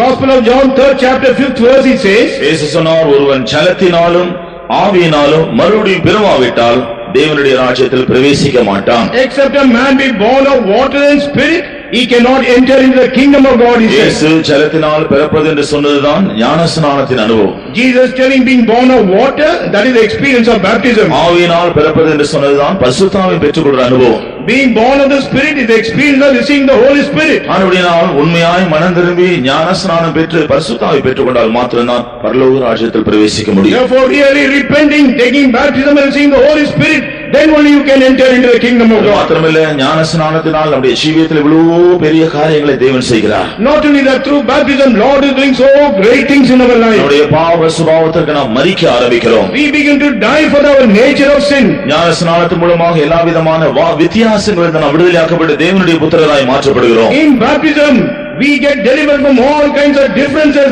and we turn out to be the sons of God. ஞானஸ்நானத்தின் மூலமாக நம்முடைய பழைய ஜீவியத்திலிருந்து நாம் முற்றிலும் விடுதலையாக்கப்பட்டு ஒரு புதிதான ஜீவனுள்ளவர்களாய் நாம் நடந்து கொள்ள ஆரம்பிக்கிறோம். And in baptism we are delivered from the old life and we walk in the newness of life. கர்த்தருக்கு ஸ்தோத்திரம். Praise be to God. அப்படினால் உண்மையாய் மனம் திரும்பி ஞானஸ்நானம் பெற்றால்தான் பரிசுத்த ஆவியை பெற முடியும். Therefore, really repenting and taking baptism, then only you can receive the Holy Spirit. பரிசுத்த ஆவியை பெற்றுக்கொள்ளும்படியாக முதலாவதாக இந்த இரண்டு அனுபவங்கள் நமக்கு மிகவும் அவசியம். To receive the Holy Spirit, we are in need by requirement of these two experiences. மூன்றாவதாக, thirdly, அப்போஸ்தலர் நடவடிக்கைகள் யோவான் சுவிசேஷம் 7ஆம் அதிகாரம் 37-38 வசனங்களை நாம் படிக்கும் பொழுது, in Gospel of John 7th chapter verse 37 and 38, கர்த்தராகிய இயேசு கிறிஸ்து சொன்னார், ஒருவன் தாகமாயிருந்தால் என்னிடத்தில் வந்து பானம் பண்ண கடவன். Lord Jesus Christ said, if any man is thirsty, let him come and drink of me. வேதவாக்கியம் சொல்லுகிறபடி என்னிடத்தில் விசுவாசமாயிருக்கிறவன் எவனோ அவனுடைய உள்ளத்திலிருந்து ஜீவ தண்ணீருள்ள நதிகள் ஓடும். As the scripture says, he that believeth in me, from within his heart rivers of living water will flow. தம்மை விசுவாசிக்கிறவர்கள் பெற்றுக்கொள்ள போகிற பரிசுத்த ஆவியை குறித்து இயேசு இப்படி சொன்னார். Concerning them who receive the Holy Spirit, Jesus told these things. இவ்விதமாக நாம் அங்கே வாசிக்கிறோம். Like that we read here. ஆனபடியால் நாம் பரிசுத்த ஆவியை பெற்றுக்கொள்ளும்படியாக ஆண்டவராகிய இயேசு கிறிஸ்துவை நன்றாய் விசுவாசித்து அவரிடத்தில் கேட்க வேண்டும். Therefore, for us to receive the Holy Spirit, we must believe on Lord Jesus Christ properly, then ask Him. கர்த்தராகிய இயேசு கிறிஸ்துவின் மேல் ஒரு உறுதியான விசுவாசம் நமக்கு இல்லாவிட்டால் பரிசுத்த ஆவியை பெற்றுக்கொள்வதற்கு தாமதமாகும். If you don't have a firm belief on Lord Jesus Christ, there will be a delay in receiving the Holy Spirit. நான்காவதாக இந்த பரிசுத்த ஆவியை பெற்றுக்கொள்ளும்படியாக நாம் தேவனுக்கு கீழ்ப்படிகிறவர்களாய் காணப்பட வேண்டும். Fourthly, in order to receive the Holy Spirit, we must obey to the Lord. அப்போஸ்தலர் நடவடிக்கைகள் 5ஆம் அதிகாரம் 32ஆம் வசனத்தில் நாம் அதை பார்க்கிறோம். In Acts of Apostles 5:32 we can see that. தேவன் தமக்கு கீழ்ப்படிகிறவர்களுக்கு பரிசுத்த ஆவியை தருகிறார் என்று அங்கே நாம் படிக்கிறோம். There we read that Lord giveth the Holy Spirit unto them that obey Him. தேவனுக்கு கீழ்ப்படிதல் என்று சொல்லும் பொழுது தேவனுடைய ஆலோசனைக்கு, தேவனுடைய வழிநடத்துதலுக்கு, தேவனுடைய சித்தத்திற்கு இவை எல்லாவற்றுக்கும் கீழ்ப்படிய வேண்டும். Obeying the Lord means obeying the will of God, obeying the counsel of God, and obeying the leading and everything. கர்த்தருக்கு ஸ்தோத்திரம். Praise be to God. சரியாய் தேவனுக்கு கீழ்ப்படிதல் மூலமாய் பரிசுத்த ஆவியை நாம் பெற்றுக்கொள்கிறோம். By proper obedience we receive the Holy Spirit. ஐந்தாவதாக லூக்கா சுவிசேஷம் 11ஆம் அதிகாரம் 13ஆம் வசனத்தை நாம் படிக்கும் பொழுது, Next to that, Gospel of Luke 11th chapter 13th verse when we read, தேவன் தமிழத்தில் வேண்டிக் கொள்ளுகிறவர்களுக்கு பரிசுத்த ஆவியை தருகிறார் என்று இயேசு சொன்னார். Jesus says, God gives the Holy Spirit unto them who pray unto Him. அப்படினால் தேவனிடத்தில் நாம் ஜெபிக்க வேண்டும் அல்லது கேட்க வேண்டும். In other words, we must ask from the Lord and we must pray to God. நாம் பரிசுத்த ஆவியை பெற்றுக்கொள்வதற்கு 5 எளிய வழிகள் இவைகள். 5 easy ways for us to receive the Holy Spirit. சரியான மனம் திரும்புதல், Proper repentance, உண்மையான ஞானஸ்நானம், right baptism, கர்த்தராகிய இயேசு கிறிஸ்துவின் மேல் உள்ள விசுவாசம், believe on Lord Jesus Christ, தேவனுக்கு முற்றிலுமாய் கீழ்ப்படிவது, obedience totally unto God, பிதாவினிடத்தில் நாம் விசுவாசத்தோடு கேட்பது, and through faith asking from the Father. கர்த்தருக்கு ஸ்தோத்திரம். Praise be to God. இவ்விதமாக நாம் செய்வதன் மூலமாக பரிசுத்த ஆவியை பெற்றுக்கொள்கிறோம். While doing all these things, we receive the Holy Spirit. பரிசுத்த ஆவியை பெற்றுக்கொண்ட பின்பு வேத வசனத்தின்படி நாமே தேவனுடைய ஆலயமாய் மாறுகிறோம் என்று நாம் பார்க்கிறோம். According to the word of God, after receiving the Holy Spirit, we ourselves are the temple of அது God. மாத்திரமல்ல, தேவனுடைய அவருடைய நித்தியமான ஆவிக்குரிய ஆலயத்தை கட்டி எழுப்புவதற்கு நம்மையும் கூட சேர்த்துக் கொள்கிறார். Not only that, Lord joined us also to build up His eternal habitation. அதைதான் அந்த செருபாபேலின் ஆலயத்திலே நாம் பார்க்கிறோம். That is what we see in Zerubbabel's temple. அந்த ஆலயம் கட்டப்படும் பொழுது கர்த்தர் சொன்னார், பலத்தினாலும் அல்ல பராக்கிரமத்தினாலும் அல்ல, என்னுடைய ஆவியினால் தான் ஆகும். While building the temple, the Lord says, not by power, not by might, but it will be possible through my Spirit. கர்த்தருடைய ஆலயமாய் கட்டி எழுப்பப்பட வேண்டும் என்றால் நாம் கர்த்தருடைய ஆவி அல்லது பரிசுத்த ஆவியை பெற்றுக்கொள்ள வேண்டியது அவசியம். If you want to be built up as the temple of the Lord, it will be very possible only when you receive the Holy Spirit. பரிசுத்த ஆவியை பெற்றுக்கொண்டால் மாத்திரம் போதாது, நாம் பரிசுத்த ஆவியானவரால் நாம் முற்றிலுமாய் முழுதுமாய் ஆட்கொள்ளப்பட்டு வழிநடத்தப்பட ஒரு அனுபவத்தில் வர வேண்டும். Not only we receive the anointing of the Holy Spirit, we must come to an experience that we are ruled by the Holy Spirit and we are led by the Holy Spirit. பரிசுத்த ஆவியை பெற்ற பின்பு நாம் பரிசுத்த ஆவியை துக்கப்படுத்துகிறவர்களாக அல்லது ஆவியை அவித்து போடுகிறவர்களாக நாம் காணப்பட்டால் அவருடைய ஆலயமாய் கட்டப்பட முடியாது. After receiving the Holy Spirit, if you are grieving the Holy Spirit or quenching the Spirit, we cannot be built as a spiritual temple of God. ஸ்தோத்திரம். Praise be to God. ஆனபடியால்தான் நாம் தேவனுடைய ஆலயமாய் கட்டப்பட்ட பரிசுத்த ஆவியை பெற்ற பின்பு பரிசுத்த ஆவியினால் சரியாய் ஆட்கொள்ளப்படுகிற ஒரு அனுபவம் நமக்கு அவசியம். That is why to build as a temple of God after receiving the Holy Spirit, we should be totally ruled by the Spirit. அப்போஸ்தலர் நடவடிக்கைகள் 20ஆம் அதிகாரம் 24ஆம் வசனத்தில் பரிசுத்த பவுல் பரிசுத்த ஆவியானவரோடு தனக்கு இருந்த ஒரு விசேஷமான அனுபவத்தை குறித்து சொல்கிறார். In Acts 20:24, Apostle Paul talks a special thing what he had with the Holy Spirit. நான் ஆவியினால் கட்டப்பட்டவனாக எருசலேமுக்கு செல்கிறேன் என்று சொல்கிறார். Being bound by the Spirit, now I am going to Jerusalem. ஆகவே பரிசுத்த ஆவியினால் முழுதுமாய் கட்டப்படுற ஒரு அனுபவம் உண்டு. There is an experience totally bound by the Holy Spirit. எழுத்தின்படி ஒரு மனுஷனை கட்டினால் அவனுடைய அவயவங்களை உபயோகப்படுத்த முடியாது. Literally, if a man is bound, he cannot use his members. தான் நினைக்கிறது போல ஒன்றும் செய்ய முடியாது, எங்கும் போக முடியாது. As he thinks, he cannot do anything, he cannot go anywhere. இதை போல ஆவியினால கட்டப்படுகிற ஒரு அனுபவம் உண்டு. Like this, there is an experience being bound by the Spirit. ஆவியினால் கட்டப்படுகிறவர்கள் தங்களுடைய விருப்பம் போல ஒன்றையும் செய்ய முடியாது, எங்கும் போக முடியாது, எந்த காரியத்தில் ஈடுபட முடியாது. Those who are bound by the Spirit, they cannot do as they like, they cannot go to other places as they feel like, and they cannot do according to their own will. அப்படிப்பட்ட அனுபவத்தை பெற்றுக்கொண்டவர்களை கொண்டுதான் நம்முடைய ஆலயத்தை கட்ட விரும்புகிறார். People who receive such experience, Lord desires to build His temple. கர்த்தருக்கு ஸ்தோத்திரம். Praise be to God. ஆனபடியால் செருபாபேலின் ஆலயம் கட்டப்பட்ட பொழுது என்னுடைய பலத்தினாலும் அல்ல பராக்கிரமத்தினாலும் அல்ல என்னுடைய ஆவியினால் ஆகும் என்று கர்த்தர் சொன்னார். That is why while building the Zerubbabel's temple, the Lord says, not by power, not by might, everything is possible by my Spirit, He says. அது மாத்திரமல்ல, Not only that, மறுபடியும் சகரியா 4ஆம் அதிகாரம் 7ஆம் வசனத்தை நாம் படித்தால், again when we read Zechariah 4 chapter verse 7, இந்த ஆலயம் கட்டப்படும் பொழுது காணப்பட்டதான வேறொரு அனுபவத்தை குறித்து நாம் படிக்கிறோம். we can read another experience while building this temple. பெரிய பர்வதமே, நீ எம்மாத்திரம்? செருபாபேலுக்கு முன்பாக நீ சமபூமியாவாய். தலைக்கல்லை அவன் கொண்டு வருவான், அதற்கு கிருபை உண்டாவதாக, கிருபை உண்டாவதாக என்று ஆர்ப்பரிப்பார்கள் என்றார். கர்த்தருக்கு ஸ்தோத்திரம். Praise be to God. இங்கே நாம் பார்க்கிறோம், அந்த ஆலயம் கட்டப்படும் பொழுது கிருபை உண்டாவதாக, கிருபை உண்டாவதாக என்று ஆர்ப்பரிப்பார்கள். While this temple is being built, they will shout and cry, grace be unto it, grace be unto it. அப்படினால் இந்த ஆலயம் கட்டப்படும் பொழுது கிருபை உண்டாவதாக, கிருபை உண்டாவதாக என்று அவர்கள் ஆர்ப்பரித்துக் கொண்டிருக்கிறார்கள். While the temple is being built, they were shouting, let the grace be there, let the grace be there. இதிலிருந்து நாம் என்ன விளங்கிக் கொள்கிறோம்? இந்த ஆலயம் கட்டப்படும் பொழுது தேவனுடைய கிருபையினால் கட்டப்படுவதை பார்க்கிறோம். From this what do we understand? When the temple is being built, it is only built by the grace of God. ஆலயத்திற்காக ஈடுபட்ட எல்லா விஷயங்களிலும் தேவனுடைய கிருபை உண்டாவதாக, கிருபை உண்டாவதாக என்று சொல்கிறார்கள். In everything, matter which is used for building the temple of God, they say, grace be unto it, grace be unto it. ஆகவே தேவனுடைய கிருபையினால் தான் இந்த ஆலயம் கட்டப்படுகிறது என்று நாம் படிக்கிறோம். Therefore, we can study here only through the grace of God this temple is built. நாமும் கூட ஆவிக்குரிய ஆலயமாய் கட்டி எழுப்பப்பட வேண்டும் என்றால் நமக்கும் இந்த கிருபை அவசியம். Even we also, if you have built as a spiritual temple of God, we are in need of grace. நாம் தேவனுடைய கிருபை சரியா நிறைவாய் பெற்றுக்கொள்ளாத பட்சத்தில் இந்த ஆலயமாய் கட்டி எழுப்பப்படுவது மிகவும் கஷ்டம். Except we receive the fullness of grace, it is very difficult to be built as a spiritual temple. அப்படினால் இந்த ஆவிக்குரிய ஆலயமாய் நாம் கட்டி எழுப்பப்பட வேண்டும் என்றால் நாமும் தேவனிடத்திலிருந்து ஏராளமான கிருபை பெற்றுக்கொள்ள வேண்டும். Like this, if we are to be built as a spiritual temple of God, we should receive abundance of grace from God. எப்படி நாம் இந்த கிருபை பெற்றுக்கொள்ளலாம்? How can we receive this grace? அதற்குரிய சரியா சில வழிகளை நாம் வேதத்தில் படிக்கிறோம். In the Bible we read certain ways for this. முதலாவதாக யாக்கோபு 4:6 வசனத்தில் நாம் எல்லாரும் அறிந்திருக்கிறபடி தேவன் தாழ்மையுள்ளவர்களுக்கு கிருபை அளிக்கிறார். As we all know, it is written in James 4 chapter 6 verse, God giveth grace to the humble. நாம் எவ்வளவு அதிகமாக நாம் தாழ்த்தி நம்மை வெறுமையாக்குகிறோமோ அவ்வளவாக தேவன் நமக்கு கிருபை கொடுக்கிறார். The more we humble and empty ourselves, that amount Lord gives us grace. கர்த்தருக்கு ஸ்தோத்திரம். Praise be to God. இரண்டாவதாக 2 கொரிந்தியர் 4:15 வசனத்தில் ஸ்தோத்திரத்தினால் கிருபை பெருகுகிறது என்று நாம் படிக்கிறோம். 2 Corinthians 4 chapter 15 verse, by giving thanks grace abounds. இன்னொரு விதத்தில் சொன்னால் நன்றி இருதயத்தோடு நாம் தேவனை துதிக்கிறபடியால் இன்னும் ஏராளமான கிருபை நமக்கு கிடைக்கிறது. And when we praise God with a grateful heart, we receive abundance of grace.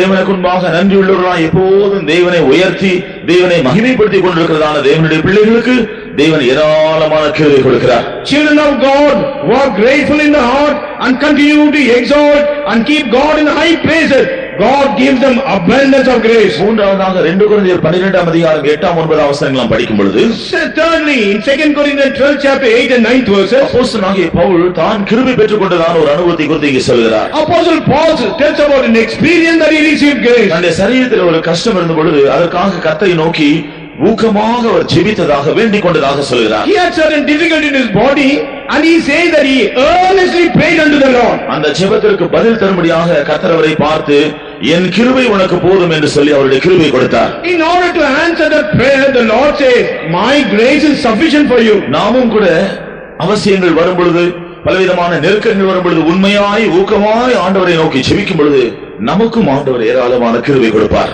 When our necessity comes, when our requirement comes, when we pray unto the Lord, Lord gives us abundance of grace. நம்முடைய ஊக்கமான ஜெபம் ஏராளமான தேவனுடைய கிருபை நாம் பெற்றுக்கொள்ள உதவி செய்யும். Our earnest prayer helps us to get abundance of grace from God. கர்த்தருக்கு ஸ்தோத்திரம். Praise be to God. நான்காவதாக எபிரேயர் 4:16 வசனத்தை படிக்கும் பொழுது, Fourthly, when we read Hebrews 4 chapter 16 verse, கிருபை பெற்றுக்கொள்ளும்படியாக நம்ம எல்லாரும் கிருபாசன தண்டையில் வர வேண்டும் என்று அப்போஸ்தலர் சொல்கிறார். Apostle says, for us to receive grace, we all must come to the throne of grace. கர்த்தருக்கு ஸ்தோத்திரம். Praise be to God. ஆனபடியால் கிருபை பெற்றுக்கொள்ளும் சகாயம் செய்யும் நீங்கள் தேவனிடத்தில் சகாயம் செய்யும் கிருபை அடையும்படியாக தைரியமாய் கிருபாசன தண்டையில் வாருங்கள் என்று சொல்கிறார். And he says, come boldly to the throne of grace that you may receive help in time of need. ஆனபடியால் கிருபை நாம் அவசியப்படுகிற வேளையில் எல்லாம் தைரியமாய் கிருபாசன தண்டையில் வர வேண்டும். Therefore, whenever we need grace, boldly we must come to the throne of grace. நம்முடைய ஆண்டவராகிய இயேசு கிறிஸ்துவிடத்தில் நாம் வர வேண்டும். We must come to our Lord Jesus Christ. அல்லது நாம் தேவ சமூகத்தில் வர வேண்டும். Or else we must come to the presence of God. தேவனுடைய சமூகத்தில் கிருபாசனத்தில் வீற்றிருக்கிற நம்முடைய ஆண்டவராகிய இயேசுவிடத்தில் வந்து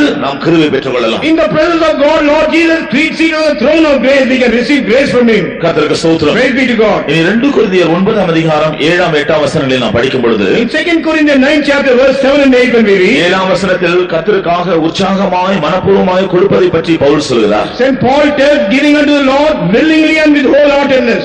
8ஆம் வசனத்தில் அப்படிப்பட்டவர்களுக்கு தேவன் சகலவித கிருபையும் பெருகச் செய்ய வல்லவர் என்று சொல்கிறார். In the 8th verse he says God will make his abounds his grace in everything for them. கர்த்தருக்காக நாம் செய்யக்கூடிய எந்த காரியங்களையும் அது சிறிய காரியமானாலும் பெரிய காரியமானாலும் மனப்பூர்வமாய் உற்சாகமாய் செய்யும் பொழுது நமக்கு கிருபை பெருகுகிறது. The things what we are doing unto the Lord, when we do it wholeheartedly and willing with a stirred up heart, grace multiplies. ஏனென்றால் இங்கே அப்போஸ்தலன் சொல்கிறார் அப்படிப்பட்டவர்களுக்கு தேவன் சகலவித கிருபையும் பெருகச் செய்ய வல்லவர். Apostle says for such kind of people he is able to give them all kinds of grace. அப்படினால் இந்த கிருபை பெற்றுக்கொள்ளக்கூடியதான இந்த வழிகளை நாம் கற்றுக்கொண்டு பலவிதங்களில் தேவனுடைய கிருபையை பெற்று தேவனுடைய கிருபையை நாம் பெருகி தேவனுடைய ஆலயமாய் நாம் கட்டப்பட வேண்டியது அவசியம். Therefore learning to receive the grace that we may be led by different grace and we must receive the blessings of God. கர்த்தருக்கு ஸ்தோத்திரம். Praise be to God. இந்த செருபாபேலின் ஆலயத்தில் நாம் பார்க்கிறோம் ஆவியினால் நாம் நிரப்பப்பட்ட ஒரு அனுபவத்தினால் தான் தேவனுடைய ஆலயமாய் கட்டப்பட முடியும். In Zerubbabel's temple we can find that in the experience of being filled by the Spirit the temple of God can be built. மாத்திரமல்ல இந்த ஆலயமாய் கட்டி எழுப்பப்படுவதற்கு நம்முடைய ஜீவியத்திலும் ஏராளமான கிருபை நாம் பெற்றுக்கொண்டே இருக்க வேண்டும். In our life we have to be built as a spiritual temple of God. We should receive multitudes of grace. கிருபை பெற்றுக்கொள்வது மாத்திரமல்ல கிருபை இழந்து போகக்கூடிய காரியங்களை குறித்து நாம் எச்சரிக்கையாக இருக்க வேண்டும். Not only we receive the grace, we must be very very careful losing the grace of God. நம்முடைய கசப்பான இருதயம் தேவனுடைய கிருபை இழக்க போகச் செய்யும் என்று வேதம் சொல்கிறது. Bible says our bitter heart will make us to lose the grace. பொய்யான மாயைகள் தேவனுடைய கிருபை இழந்து போகச் செய்யும் என்று வேதம் சொல்கிறது. The false ideas will make us to lose the grace of God. கர்த்தருக்கு ஸ்தோத்திரம். Praise be to God. அதேபோல தேவன் நமக்கு தருகிறதான ஆவிக்குரிய அனுபவங்களை அலட்சியப்படுத்துவது தேவனுடைய கிருபை நாம் இழந்து போவதற்கு காரணமா இருக்கிறது என்று நாம் படிக்கிறோம். The blessing what God gives us when we despise it, that will make us to lose the grace of God. அப்படிப்பட்ட காரியங்களுக்கு நாம் இடம் கூடாதபடி நாம் பெற்றுக்கொள்கிற கிருபையை பாதுகாத்துக் கொண்டு கர்த்தருடைய ஆலயமாய் கட்டியெழுப்பப்பட We வேண்டும். should not give room to do all these things to preserve the grace of God and to be built as a spiritual temple of God. We should be very careful. மூன்றாவதாக இந்த செருபாபேலின் ஆலயத்தை குறித்து நாம் பார்த்தால் Thirdly, when you observe in the Zerubbabel's temple, சகரியா 4ஆம் அதிகாரம் 10ஆம் வசனத்தில் நாம் அதை படிக்கிறோம். we read that in book of Zechariah 4:10. அற்பமான ஆரம்பத்தினாலே யார் அசட்டை பண்ணலாம்? பூமி எங்கும் சுற்றி பார்க்கிறவைகளாகிய கர்த்தருடைய 7 கண்களும் செருபாபேலின் கையில் இருக்கிற தூக்கு நூலை சந்தோஷமாய் பார்க்கிறது என்றார். For who hath despised the day of small things, for they shall rejoice and shall see the plummet in the hand of Zerubbabel. With those 7, they are the eyes of the Lord which run to and fro through the whole earth. கர்த்தருக்கு ஸ்தோத்திரம். Praise be to God. இங்கே நாம் பார்க்கிறோம் செருபாபேலின் ஆலயத்தை கட்டும் பொழுது அவனுடைய கையில் இருக்கிற தூக்கு நூலை கர்த்தருடைய கண்கள் காண்கிறது என்று சொல்கிறான். While Zerubbabel is building the temple, the Lord's eyes is seeing the plummet in his hand. ஒரு விதத்தில் சொன்னால் இந்த கர்த்தருடைய ஆலயம் கட்டப்படும் பொழுது கர்த்தருடைய கண்கள் அந்த ஆலயத்தின் மேல் இருக்கிறதை நாம் பார்க்கிறோம். In one way we see that when the temple of God is being built, the eyes of the Lord was on the temple. சாலமோனுடைய ஆலயத்தை குறித்து நாம் படித்தால் அந்த ஆலயம் கட்டி முடிக்கப்பட்ட பின்பு கர்த்தர் சொன்னார் என்னுடைய கண்கள் இந்த ஆலயத்தின் மேல் இருக்கும். When we observe the temple built by Solomon, after making the temple the Lord says, my eyes are set upon it. ஆனால் செருபாபேலின் ஆலயத்தை பொறுத்தவரையில் இந்த ஆலயம் கட்டப்படும் பொழுதே கர்த்தருடைய கண்கள் அந்த ஆலயத்தின் மேல் இருக்கிறது. But in the Zerubbabel's temple, while the temple is being built, the eyes of the Lord was there. கர்த்தருக்கு ஸ்தோத்திரம். Praise be to God. அது இந்த ஆலயத்தை கட்டும்படியாக கர்த்தர் எவ்வளவு பொறுப்பு எடுத்திருக்கிறார் என்பதை காண்பிக்கிறது. That shows how God was responsible in building this temple. அதுபடியால்தான் எஸ்ராவின் புத்தகம் 5ஆம் அதிகாரம் 5ஆம் வசனத்தை நாம் படிக்கும் பொழுது That is why in the book of Ezra 5th chapter 5th verse, தேவனுடைய கண் இந்த ஆலயத்தின் கட்டட வேலையின் மேல் இருந்தபடினால் உண்டான ஒரு நன்மை குறித்து நாம் படிக்கிறோம். because of the eyes of the Lord was upon the building, the goodness what they received we can study there. கர்த்தருடைய கண்கள் அந்த ஆலயத்தின் மேல் இருந்தபடினால் என்ன நடந்ததாம்? Because eyes of the Lord was on this building, what happened? அந்த வேலையை தடுக்காதபடிக்கு கர்த்தருடைய கண்கள் அந்த ஆலயத்தின் மேல் இருந்தது. There was no hindrance for the work, thus the eyes of the Lord was there. காரணம் இந்த ஆலயம் கட்டப்படும் பொழுது ஏராளமான தடைகள் வந்தன. When the temple was being built, many hindrances came. பலவிதமான எதிர்ப்புகள் வந்தன. Many resistance and opposition came. என்றாலும் கர்த்தருடைய கண் அந்த ஆலயத்தின் மேல் இருந்தபடினால் எந்த தடைகளும் எந்த எதிர்ப்புகளும் அந்த ஆலயத்தின் வேலையை நிறுத்த முடியவில்லை. Because the eyes of the Lord was set upon that building, no resistance, no opposition could stop that building. கர்த்தருக்கு ஸ்தோத்திரம். Praise be to God. நம்முடைய ஆவிக்குரிய ஆலயம் கட்டி எழுப்பப்பட வேண்டும் என்றால் கர்த்தருடைய கண்கள் நம்மேலும் எப்போதும் வைக்கப்பட்டிருக்க வேண்டும். If our spiritual temple has to be built, means eyes of the Lord should be always upon us. கர்த்தருடைய கண்கள் நம்மேல் வைக்கப்பட்டிருக்கும் பொழுது மாத்திரம்தான் நம்முடைய ஆவிக்குரிய கட்டடத்தின் வேலை தடையில்லாதபடி சீராய் நடந்து கொண்டிருக்க முடியும். Only when the eyes of the Lord is set upon us, the work of the building of the spiritual temple, without any hindrances, it will be built in the proper way. இல்லாவிட்டால் வேலை தடைபட்டு போகும். If not like that, the work will stop. கர்த்தருடைய கண்கள் எப்போதும் ஆலயத்தின் மேல் இருக்க வேண்டும் என்றால் நாம் எப்போதும் கர்த்தருடைய கண்களுக்கு முன்பாக கர்த்தருடைய பார்வைக்கு முன்பாக இருக்கும்படியாக ஜாக்கிரதையா இருக்க If வேண்டும். eyes of the temple should be, eyes of the Lord should be always upon the temple means we should be very, very careful. We should be seen within the eyes of the Lord.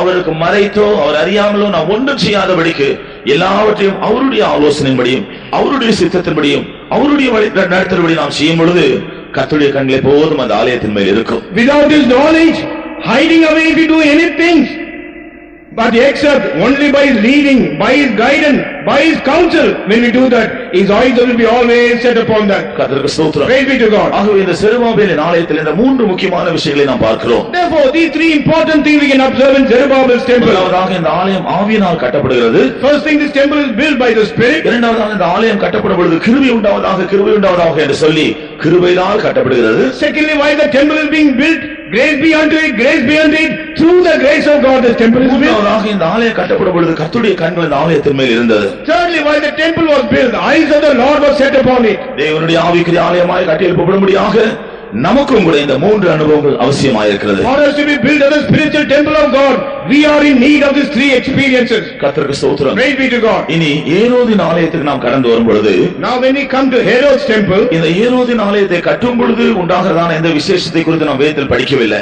we can't see any specialities in the word of God concerning building of this temple. ஆனால் இந்த ஏரோதின் ஆலயத்தில் நாம் காண வேண்டிய வேறு இரண்டு காரியங்கள் உண்டு. There are certain two other things what we can observe in the Herod's temple. ஆண்டவராகிய இயேசு கிறிஸ்து இந்த ஆலயத்திற்கு சென்ற பொழுது நடந்த சம்பவங்களை குறித்து அவர் சொல்கிறார். Concerning the incident which took place when Lord Jesus Christ went to the temple, he says here. கர்த்தருக்கு ஸ்தோத்திரம். Praise be to God. முதலாவதாக லூக்கா சுவிசேஷம் 19ஆம் அதிகாரம் 46ஆம் வசனத்தை நாம் படித்தால், When we read in Luke 19 chapter 46th verse, இங்கே படி. என்னுடைய வீடு ஜெப வீடாயிருக்கிறது என்று எழுதியிருக்கிறது, நீங்களோ அதை கள்ளர் குகையாக்கினீர்கள் என்றார். Saying unto them, it is written, my house is the house of prayer, but ye have made it a den of thieves. கர்த்தருக்கு ஸ்தோத்திரம். praise be to God. இந்த ஏரோதின் ஆலயத்தை குறித்து இயேசு சொல்லும் பொழுது, என்னுடைய வீடு ஜெப வீடு என்று எழுதப்படும், நீங்கள் இதை கள்ளர் குகையாக மாற்றிவிட்டீர்கள். Concerning the Herod's temple, Lord Jesus Christ said, my house is the house of prayer, but you have made it a den of thieves. பிரியமானவர்களே, நம்முடைய ஆவிக்குரிய ஆலயம்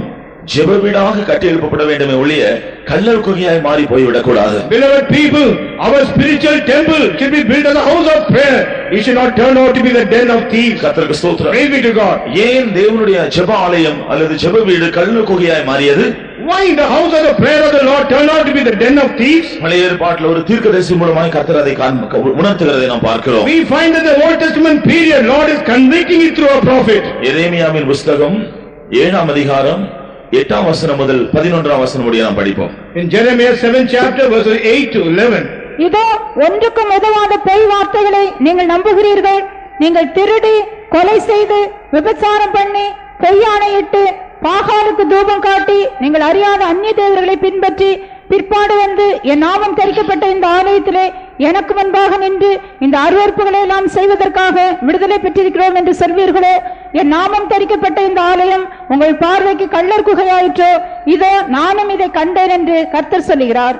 Behold, ye trust in lying words that cannot profit.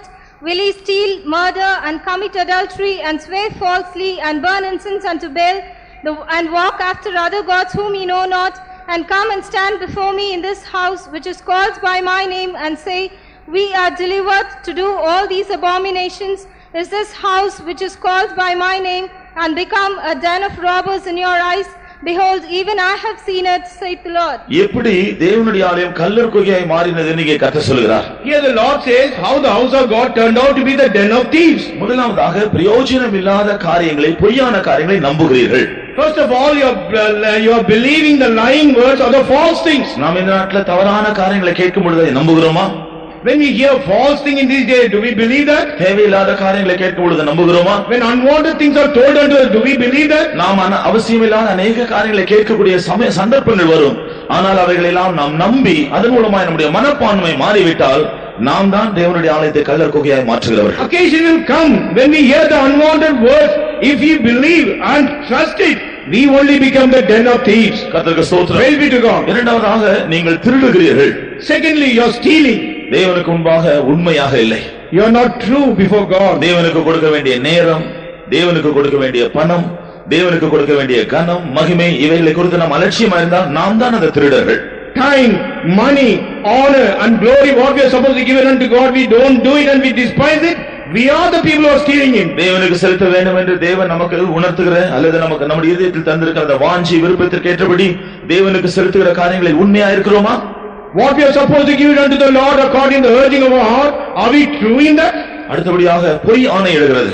Secondly, swearing falsely. கர்த்தருக்கு ஸ்தோத்திரம். Praise be to God. சில வேளையில தவறான காரியங்களை உண்மை என்று சாதிப்பது. Sometimes false things we are proving it is correct. உண்மையாய் சொல்கிறேன் என்று சொல்றது. We are telling the truth. அதுதான் பொய் ஆணை. That is false swearing. கர்த்தருடைய ஜனங்கள் தவறான காரியங்களை உண்மை என்று சாதிக்கிறவர்களா இருந்தால் அவர்கள் கர்த்தருடைய பார்வையில் அருவருப்பானவர்கள் என்று வேதம் சொல்கிறது. Children of God, when they are proving the thing which is false as correct, they are abominable in the sight of God. கர்த்தருக்கு ஸ்தோத்திரம். Praise be to God. குற்றம் உள்ளவனை நீதிமான் என்று தீர்ப்பதும், the person who is accused to count him as righteous, நீதிமானை குற்றவாளியாய் தீர்ப்பதும், and to count the righteous as an accused, கர்த்தருக்கு அருவருப்பு என்று வேதம் சொல்கிறது. the Bible says it is abomination to the Lord. விதமாக தவறான காரியங்களை நாம் உறுதிப்படுத்துகிறவர்களாக அதை உண்மை என்று சாதிக்கிறவர்களாக இருந்தால் நாம் தான் கர்த்தருடைய ஆலயத்தை கல் குகையாய் மாற்றுகிறவர்கள். False thing, when you are proving it is correct, we become the den of thieves. நான்காவதாக விபசாரம் செய்வது.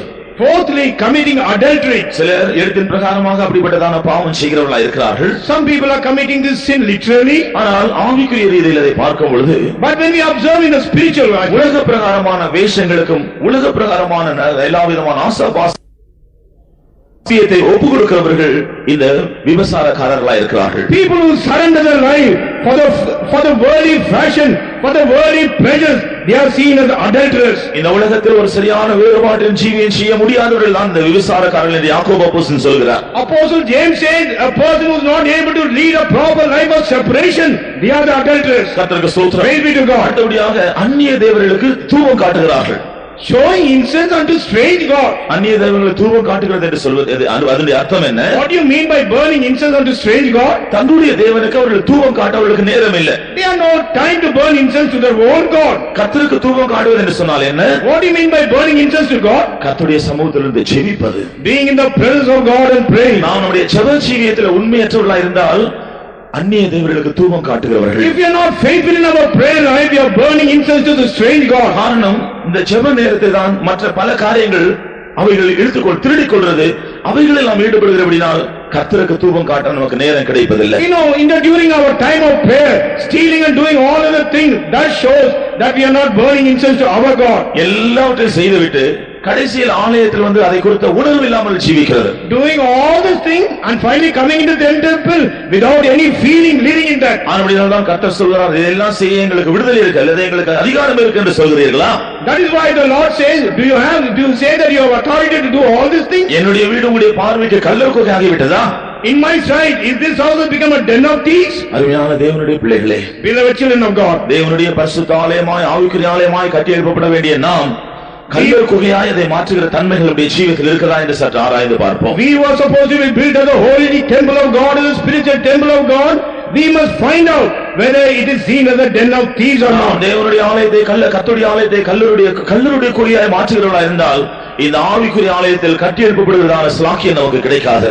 If the house of God is seen as a den of thieves, we will not get the privilege to build the spiritual temple of God. கர்த்தருக்கு ஸ்தோத்திரம். Praise be to God. ஆண்டவராகிய இயேசு கிறிஸ்து இந்த பூமியில் இருந்த பொழுது இந்த ஏரோதின் ஆலயத்தை கல்லறை குகையாய் ஒரு கூட்டத்தார் மாற்றி விட்டார்கள் என்று சொல்லி அவர்களை கடிந்து கொண்டார். Lord Jesus Christ, while he was in the earth, he rebuked a group of people by telling the house of prayer is turned as a den of thieves. கர்த்தருக்கு ஸ்தோத்திரம். Praise be to God. இந்த யோவான் சுவிசேஷம் 2ஆம் அதிகாரம் 16ஆம் வசனத்தில் நாம் படித்தால்,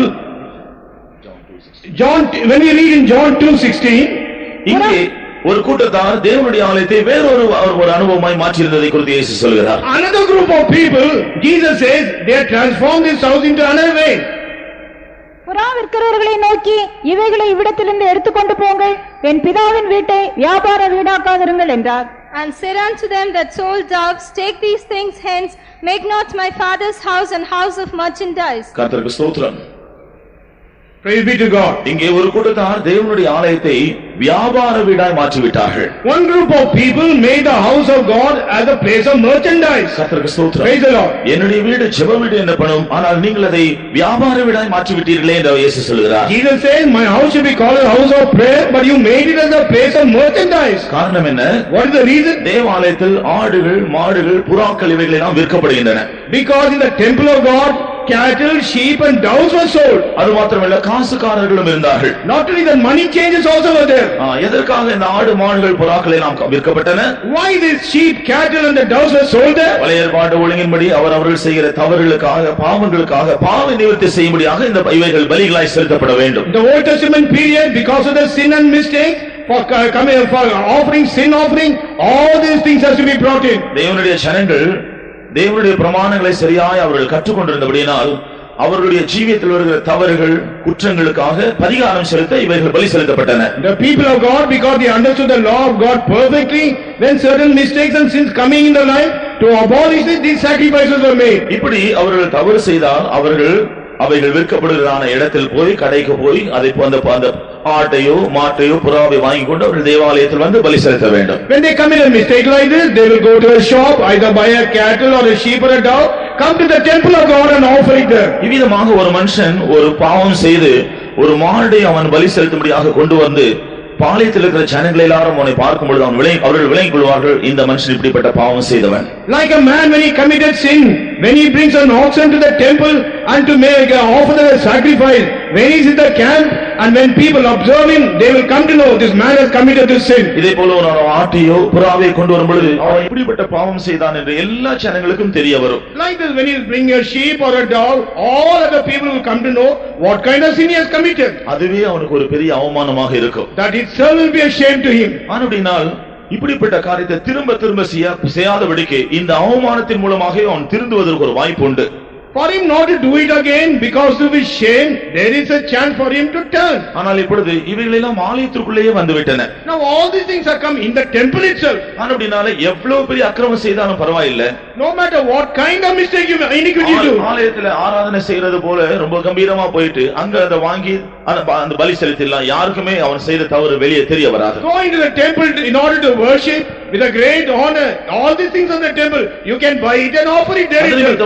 தன்னுடைய ஜீவியத்தில் இன்னும் பாவத்திலிருந்து பாவத்தை கூட்டக்கூடியதான ஒரு நிலைமை உண்டாகும் வெளியே முந்தி இருந்தது போல அவமானப்பட்டு பாவத்தை விட்டு விலகக்கூடிய எண்ணமே உனக்கு வராது. Like that in their life, it will come to a chance where sin will be added unto sin. Like the olden time, because of his shame, he will turn back again. That experience will not be seen. இவ்விதமாக மனுஷனுடைய ஆவிக்குரிய தெய்வீகமான நிலைமை தாழ்ந்து வந்து கொண்டது ஒழிய அது ஒரு நல்ல நிலைமைக்கு உயர்ந்து போகவில்லை. Like that the divinity of the spiritual character was coming to the lowest stage and it was not increasing. இதற்கு தேவாலயத்தில் இந்த பொருட்களை எல்லாம் விற்று கொண்டிருந்த அந்த மனுஷர் தான் காரணம். All the people who are selling this material in the temple, they were responsible for that. காசுக்காரர்கள் அங்க இருந்தார்கள். Money changers were there.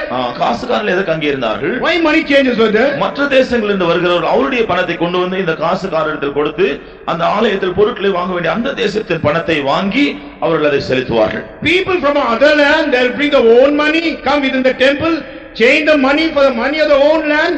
Then they will buy the things to offer the sacrifice. அப்படினால தங்களுடைய ஊர்ல இருந்து பணத்தை மாற்றி கொண்டு வரது கூட அவசியம் இல்லை. இங்கேயே foreign exchange இருக்கு. For them not necessary to change the money from their own place and come here itself, the foreign exchange counter is there. அப்படினால பாவம் செய்வதற்குரிய எல்லா அனுகூலங்களும் அதிகமாய் பெருகக்கூடியதான ஒரு சூழ்நிலை தான் ஆலயத்தில் காணப்பட்டது. Everything to increase in the sin only was seen within the temple. அப்படினால தேவனுடைய ஜனங்களுக்கு தேவ பயம் போய்விட்டது. தேவ பக்தியை ஜீவிக்க வேண்டும் என்ற அந்த எண்ணம் போய்விட்டு எல்லா தீமைகளையும் செய்து தேவனுடைய ஆலயத்தில் ரகசியமாய் வந்து பலி செலுத்தி விட்டு போய்விடுவார்கள். For the people of God, fear of God is lost, divinity is lost. They can come boldly, secretly into the temple and they can offer the sacrifice and go back. அதை இயேசு சகிக்க முடியவில்லை. Jesus was not able to endure this. ஆகையால் தான் ஒரு சவுக்கி உண்டாக்கி இவர்கள் எல்லாம் ஆலயத்தை விட்டு துரத்தினார் என்று நாம் பார்க்கிறோம். We find that he made a whip and he chased everyone from the temple. அப்பொழுதுதான் சொன்னார், என்னுடைய வீடு எல்லாருக்கும் ஜெப வீடு, நீங்கள் அதை வியாபார வீடாக மாற்றி விட்டீர்கள். Taktamali told, my house shall be called the house of prayer for everyone, but you made it a place of merchandise. தேவனுடைய வீட்டை வியாபார வீடாக மாற்றுகிறவர்கள் யார்? Who are the people who make in the house of God as a merchandise? தங்களுடைய ஜீவியத்தில் தாறுமாறாய் ஜீவித்துக் கொண்டிருந்தாலும் ஒருவேளை கடவுளுடைய சமூகத்தில் காணிக்கை கொடுக்கிற தசமா இவைகள் எல்லாம் உண்மையா இருக்கிறதுனால மற்றவர்கள் இவர்கள் உண்மையில் அவர்கள் பக்தியுள்ள என்று நினைக்கும்படியாக மாயமாலமாய் ஜீவிப்பவர்கள். People are living in a wrong way within their life, committing all mistakes just because they are giving offering and tithes. Other people may think they are good. They are living a hypocritic life. தேவனுடைய ஆலயத்தை நாம் கள்ளர் குகையாய் மாற்றக்கூடாது. You should not make the house of God as a den of thieves. தேவனுடைய ஆலயத்தை நாம் வியாபார வீடாய் மாற்றக்கூடாது. We should not turn the house of God as a place of merchandise. இரண்டு முக்கியமான அனுபவங்களை தான் நாம் ஏரோதின் ஆலயத்திலிருந்து நாம் படித்துக் கொள்ளலாம். All these three important experiences we can read from the Herod's temple. இப்படி பழைய ஏற்பாட்டில் காணப்பட்ட இந்த 4 விதமான ஆலயங்களிலிருந்து புதிய ஏற்பாட்டிலே தேவனுடைய ஆவிக்குரிய ஆலயமாக கட்டப்படுவதற்கு அவசியமான இந்த முக்கியமான அனுபவங்களை நாம் படிக்கிறோம். We can read all these important experiences in the literal habitation of God, or the temple of God, in the four temple of God in the Old Testament, for us to build our spiritual temple. கர்த்தருடைய பரிசுத்த நாமத்துக்கு ஸ்தோத்திரம். Praise be to the holy name of God. நாம் எப்படி இந்த ஆலயமாய் கட்டப்படுவது என்பதை குறித்து நாம் சிந்திக்கலாம். Now let us meditate how we can be built as a spirit of God. முதலாம் கொரிந்தியர் 3ஆம் அதிகாரம் 16ஆம் வசனத்தை நாம் படிக்கும் பொழுது, when we read in 1 Corinthians 3:16, நீங்கள் தேவனுடைய ஆலயமாயிருக்கிறீர்கள் என்றும் தேவனுடைய ஆவி உங்களில் வாசமாயிருக்கிறார் என்றும் அறியாதிருக்கிறீர்களா? Know ye not that ye are the temple of God, and that the Spirit of God dwelleth in you? நீங்கள் தேவனுடைய ஆலயமாயிருக்கிறீர்கள், தேவனுடைய ஆவி உங்களில் வாசமாயிருக்கிறார். know ye not that ye are the temple of God, and the Spirit of God dwelleth in you? கர்த்தருக்கு ஸ்தோத்திரம். Praise be to God. எப்பொழுது தேவனுடைய ஆவி நமக்குள் வந்து வாசமாயிருக்கிற ஒரு அனுபவத்தை நாம் பெற்றுக்கொள்கிறோமோ அப்பொழுது தனிப்பட்ட விதத்தில் நாம் ஒவ்வொருவரும் தேவனுடைய ஆலயமாய் மாறுகிறோம். That time when we receive the experience, the Spirit of God comes and dwells in us. Everyone in individual way we become the temple of God. அதற்காக தான் நான் பரிசுத்த ஆவியை பெற்றுக்கொள்ளும் பொழுது தேவனுடைய ஆவியா நமக்குள்ள வந்து வாசம் பண்ணுகிற அனுபவம் உண்டாகிறது. நாம் தேவனுடைய ஆலயமாய் மாறக்கூடிய ஸ்லாக்கியம் நமக்கு கிடைக்கிறது. That is why when we receive the anointing of the Holy Spirit, we receive an experience, Spirit of God coming and dwelling in us, and we become the temple of God. என்றாலும் இது ஒரு ஆவிக்குரிய ஜீவியத்தினுடைய ஆரம்பம் மாத்திரம்தான். But still this is only the beginning of the spiritual life. ஆலயமாய் மாற்றப்படுகிறது ஒரு அனுபவம். One experience to become the temple. அதன் பின்பு ஆலயமாய் மாற்றப்பட்ட யாவரும் சேர்ந்து அல்லது தேவனுடைய பரிசுத்த வாசஸ்தலமாக கட்டியெழுப்பப்படுவது மற்றொரு முக்கியமான அனுபவம். Another important thing, people who become the temple of God, joining together, they are seen as a spiritual temple or eternal habitation of God. நாம் எவ்விதமாக இந்த தேவனுடைய பரிசுத்த ஆலயமாய் கட்டப்படுகிறோம் என்கிறதை குறித்து அப்போஸ்தலனாகிய பவுல் எபேசியர் 2ஆம் அதிகாரத்தில் அதை குறித்து சொல்கிறார். Apostle Paul in Ephesians 2nd chapter says how we should be built as the holy temple of God. 19ஆம் வசனம் முதல் 22ஆம் வசனம் முடிய நாம் படிப்போம். Verse 19 to 22. ஆகையால் நீங்கள் இனி அந்நியரும் பரதேசிகளுமாயிராமல் பரிசுத்தவான்களோட ஒரே நகரத்தாரும் தேவனுடைய வீட்டாருமாயிருந்து அப்போஸ்தல தீர்க்கதரிசிகள் என்பவருடைய அஸ்திபாரத்தின் மேல் கட்டப்பட்டவருமாயிருக்கிறீர்கள். அதற்கு இயேசு கிறிஸ்து தாமே மூலக்கல்லாய் இருக்கிறார். அவர் மேல் மாளிகை முழுவதும் இசைவாய் இணைக்கப்பட்டு கர்த்தருக்குள் பரிசுத்த ஆலயமாக எழும்புகிறது. அவர் மேல் நீங்களும் ஆவியினாலே தேவனுடைய வாசஸ்தலமாக கூட்டி கட்டப்பட்டு வருகிறீர்கள். Now therefore ye are no more strangers and foreigners, but fellow citizens with the saints and of the household of God, and are built upon the foundation of the apostles and prophets, Jesus Christ himself being the chief cornerstone, in whom all the building fitly framed together groweth unto an holy temple in the Lord, in whom ye also are builded together for an habitation of God through the Spirit. கர்த்தருக்கு ஸ்தோத்திரம். Praise be to God. முதலாவதாக 19ஆம் வசனத்தை பார்க்கிறோம். இனி நீங்கள் அந்நியரும் பரதேசிகளுமாய் இருக்க கூடாது. In the verse 19 we read that you are no more strangers and foreigners. இனி நீங்கள் தேவனோடு ஒரே நகரத்தாரும் தேவனுடைய பரிசுத்தவான்களோடு ஒரே நகரத்தாரும் தேவனுடைய வீட்டாருமாய் மாற வேண்டும். But you should turn out to be the fellow citizens with the saints and the household of God. கர்த்தருக்கு ஸ்தோத்திரம். Praise the Lord. அல்லது நாம் தேவனுடைய வீட்டிற்குள் வர வேண்டும். Otherwise we must come into the house of God. தேவனுடைய ஆலயமாய் கட்டியெழுப்பப்பட்ட தேவனுடைய வீட்டுக்குள் வந்தால்தான் தேவனுடைய வீட்டாராய் மாற முடியும். For us to be built as the temple of God, except we come into the house.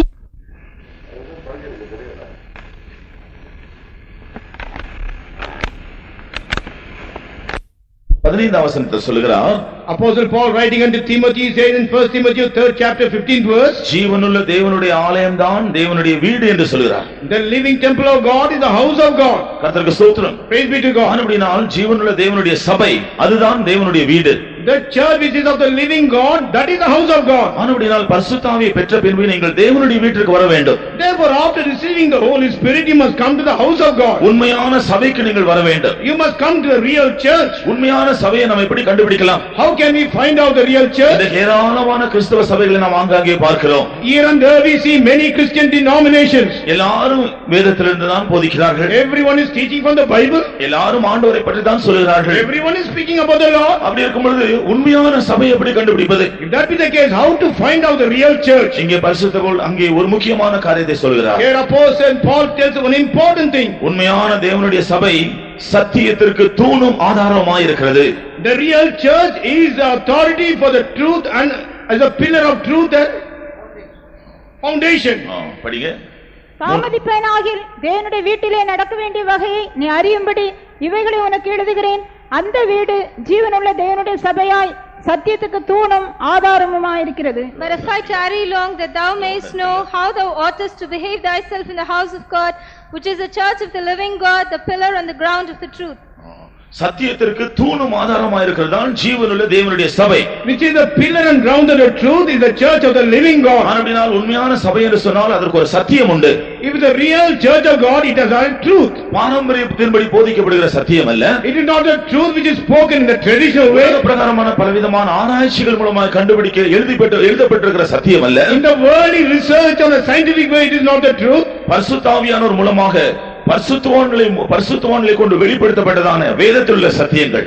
Through the Holy Spirit, through the saints of God, the truth revealed from the word of God. ஆனபடியால் நாம் போகிறதான அந்த ஜீவனுள்ள தேவனுடைய சபை சத்தியத்திற்கு தூணும் ஆதாரமா இருக்கிறதா என்று நாம் பார்க்க வேண்டும். We must find out whether the church of the living God is the truth of the ground and the pillar. ஆனபடியால் அப்போஸ்தலர் சொல்கிறார், இனி நீங்கள் அந்நியரும் பரதேசிகளுமா இருக்க கூடாது, தேவனுடைய வீட்டாராய் மாற வேண்டும். That is why apostle says, henceforth you should not be strangers and pilgrims, but you should be the fellow citizens in the house of God. அது மாத்திரமல்ல, நீங்கள் பரிசுத்தவான்களோடு ஒரே நகரத்தாராய் மாற வேண்டும். Not only that, you should be fellow citizens with the saints. இது பரிசுத்தவான்களுடைய ஐக்கியத்தை காண்பிக்கிறது. This talks about the fellowship of the saints. கர்த்தருக்கு ஸ்தோத்திரம். Praise be to God. பரிசுத்தாவின் அபிஷேகத்தை பெற்றதான கர்த்தருடைய ஜனங்களை இந்த தேவனுடைய வீடாக தேவன் முழு உலகத்தில் இருக்கிறதான தேவனுடைய ஜனங்கள் மத்தியில் கட்டி எழுப்பிக் கொண்டே இருக்கிறார். The people of God who receive the anointing of the Holy Spirit among the people of the world, he is building them as a house of God. அடுத்தபடியாக எவ்விதமாக இந்த ஆலயம் கட்டப்படுகிறது என்று அப்போஸ்தலர் சொல்கிறார். Secondly, apostle says that how this building is being built.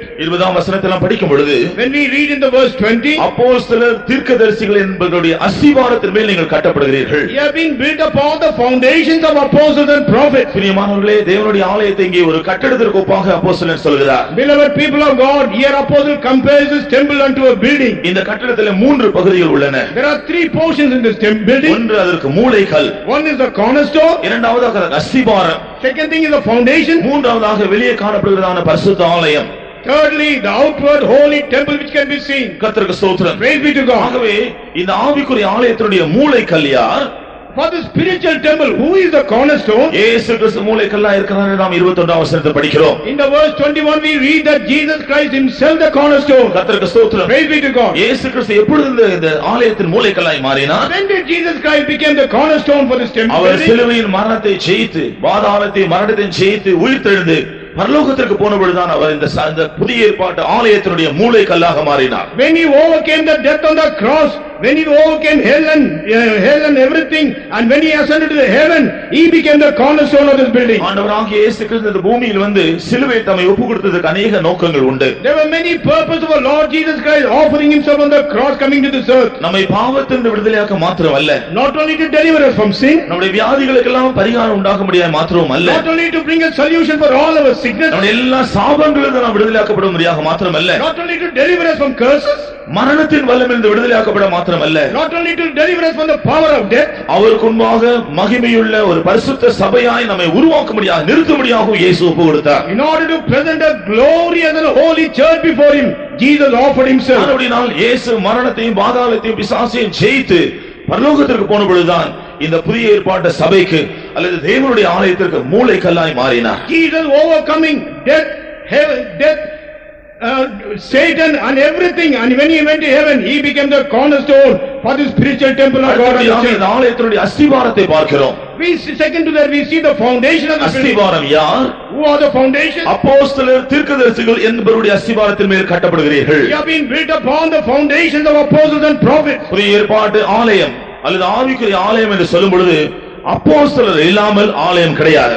The New Testament temple or the holy temple without apostles, there is no temple. ஏனென்றால் இங்கே ஆலயத்தை பற்றி தெளிவாக ஒரு விளக்கத்தை அப்போஸ்தலர் சொல்கிறார். Apostle gives a clear understanding about the temple here. அப்படினால் அஸ்திவாரமாகிய அப்போஸ்தலர், தீர்க்கதரிசிகள் இல்லாமல் புதிய ஏற்பாட்டு சபை அல்லது ஆவிக்குரிய ஆலயம் என்ற ஒன்று கிடையாது. Without the foundations of apostle and prophet, there is nothing called the New Testament church or the holy temple. அப்படினால் அந்த தேவன் கட்டியெழுப்புகிற அந்த ஆவிக்குரிய ஆலயத்தில் நாம் காணப்பட வேண்டும் என்றால் இந்த அஸ்திவாரத்தின் மேல் ஒவ்வொருவரும் கட்டப்பட வேண்டும். If we want to be seen in the spiritual temple of God, what God is building, every one of us should be seen upon this foundation. அருமையான தேவனுடைய ஜனங்களே, நீங்கள் இந்த நாட்களில் அப்போஸ்தலர், தீர்க்கதரிசிகள் என்ற அஸ்திவாரத்தின் மேல் கட்டியெழுப்பப்படுகிறீர்களா என்று சற்று நிதானித்து பாருங்கள். Beloved people of God, just think and find out whether you are being built upon the foundations of apostles and prophets. இங்கே வீட்டில் இருக்கிற அநேகர் ஒரு காலத்தில் இந்த சத்தியத்தை அறியாதவர்கள்.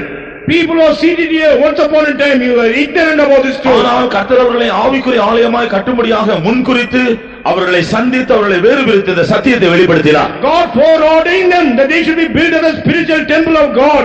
Thus he revealed the truth unto them and he called them here. அப்போஸ்தலர், தீர்க்கதரிசிகள் என்ற அஸ்திவாரத்தின் மேல் கட்டப்பட்டால் மாத்திரமே ஆண்டவருடைய பரிசுத்த ஆலயமாக, நித்திய ஆலயமாய் மாற முடியும் என்ற சத்தியத்தை அறிந்து கொண்டு அந்த சத்தியத்துக்கு அவர்கள் தங்களை ஒப்பு கொடுத்திருக்கிறார்கள். Understanding the truth and the purpose, except they are built upon the foundations of apostles, prophets, they can be seen as a spiritual temple or the holy temple of God.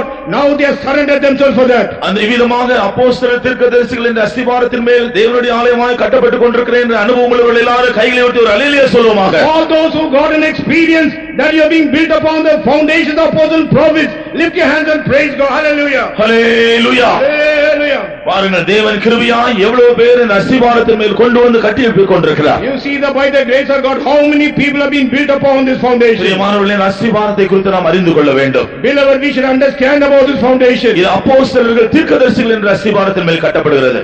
This is foundation built upon the apostles and prophets. இந்த அப்போஸ்தலர் யார்? Who are these apostles? நாம் லூக்கா சுவிசேஷம் 6ஆம் அதிகாரம் 13ஆம் வசனத்தை படிக்கும் பொழுது, When we read in Gospel of Luke 6:13, இயேசு கிறிஸ்து தாம் ஆயத்தப்படுத்தி உருவாக்கின சீஷர்களுக்கு தான் அப்போஸ்தலர் என்று பெயரிட்டார். Jesus Christ named the disciples whom he prepared as apostles. கர்த்தராகிய இயேசு கிறிஸ்துவை பின்பற்றும்படியாக அவரால் அழைக்கப்பட்டு அவரை பின்பற்றின அந்த சீஷர்கள் தான் அப்போஸ்தலர்கள் என்று சொல்லப்பட்டார்கள். The disciples of God who wanted to follow Jesus, who were with him, they were called as apostles. அவர்கள் இவ்விதமாக ஆண்டவராகிய இயேசு கிறிஸ்துவை பின்பற்றும்படியாக சில விசேஷித்த குணாதிசயங்கள் அவர்களுக்கு காணப்பட்டன. There were special characters were seen in these disciples for them to follow Jesus. முதலாவதாக அவர்கள் தேவனால் அல்லது இயேசு கிறிஸ்துவினால் தனிப்பட்ட விதத்தில் சந்திக்கப்பட்டு அழைக்கப்பட்டவர்கள். In an individual way, they were met by Jesus Christ and they were sent by him. நாம் எவ்விதமாக பேதுருவையும் அவருடைய சகோதரனாகிய அந்திரேயாவையும் அவர்கள் படவில் மீன் பிடித்துக் கொண்டிருக்கும் பொழுது இயேசு அழைத்தார் என்று பார்க்கிறோம். We can read about Peter and his brother Andrew while they were throwing the net to catch the fish, how Jesus met them. இவ்விதமாக யோவான் அவருடைய சகோதரன் படவில் வலைகளை பழுது காத்துக் கொண்டு இருக்கும் பொழுது இயேசு அவர்களை சந்தித்து அழைத்தார். How John and his brother they were in the boat, how Jesus met them and called them. மத்தேயு என்கிறவன் அவருடைய வேலையில் ஆயத்துறையில் இருக்கும் பொழுது இயேசு அவனை கண்டு அழைத்தார். And Matthew, when he was performing his job, Jesus called him. இவ்விதமாக ஒவ்வொருவரும் தனிப்பட்ட விதத்தில் கர்த்தரால் அழைக்கப்பட்டவர்கள். Therefore everyone in an individual way they were called by God. கர்த்தருக்கு ஸ்தோத்திரம். Praise be to God. அடுத்தபடியாக கர்த்தருடைய ஊழியம் செய்யும்படியாக அவர்கள் அனுப்பப்பட்டார்கள். பிதா என்னை அனுப்பினது போல நான் உங்களை அனுப்புகிறேன். Jesus said, as my father sent me, I send you. அப்படினால் அப்போஸ்தலர் என்று சொல்கிறவர்கள் தேவனால் ஊழியங்களுக்காக குறிக்கப்பட்டு அனுப்பப்படுகிறவர்கள். People are called as apostles, they are appointed by God and they are sent by God. மூன்றாவதாக அவர்கள் இந்த ஊழியத்தை வைராக்கியத்தோடும் தைரியத்தோடும் செய்யும்படியாக தேவன் அவர்களுக்கு உன்னதத்திலிருந்து பலனை தந்தார், ஒரு அபிஷேகத்தை கொடுத்தார். Thirdly, God gave them power from above or anointing, that with a boldness and with a stirred up heart they will serve God. சீஷர்கள் ஒரு காலத்தில் பலவிதமான குறைவுள்ளவர்களாய் இருந்தார்கள். என்றைக்கு பெந்தெகோஸ்தே நாளில் பரிசுத்த ஆவியின் வல்லமையினால் அவர்கள் பலப்படுத்தப்பட்டார்களோ அன்று முதல் கர்த்தருக்காக வைராக்கியமுடையவர்களாய் இரத்த சாட்சியாய் மரிக்கக்கூடியவர்களாய் மாறினார்கள். Disciples were having various professions, but the day they were filled with the anointing of the Holy Spirit, they received the power.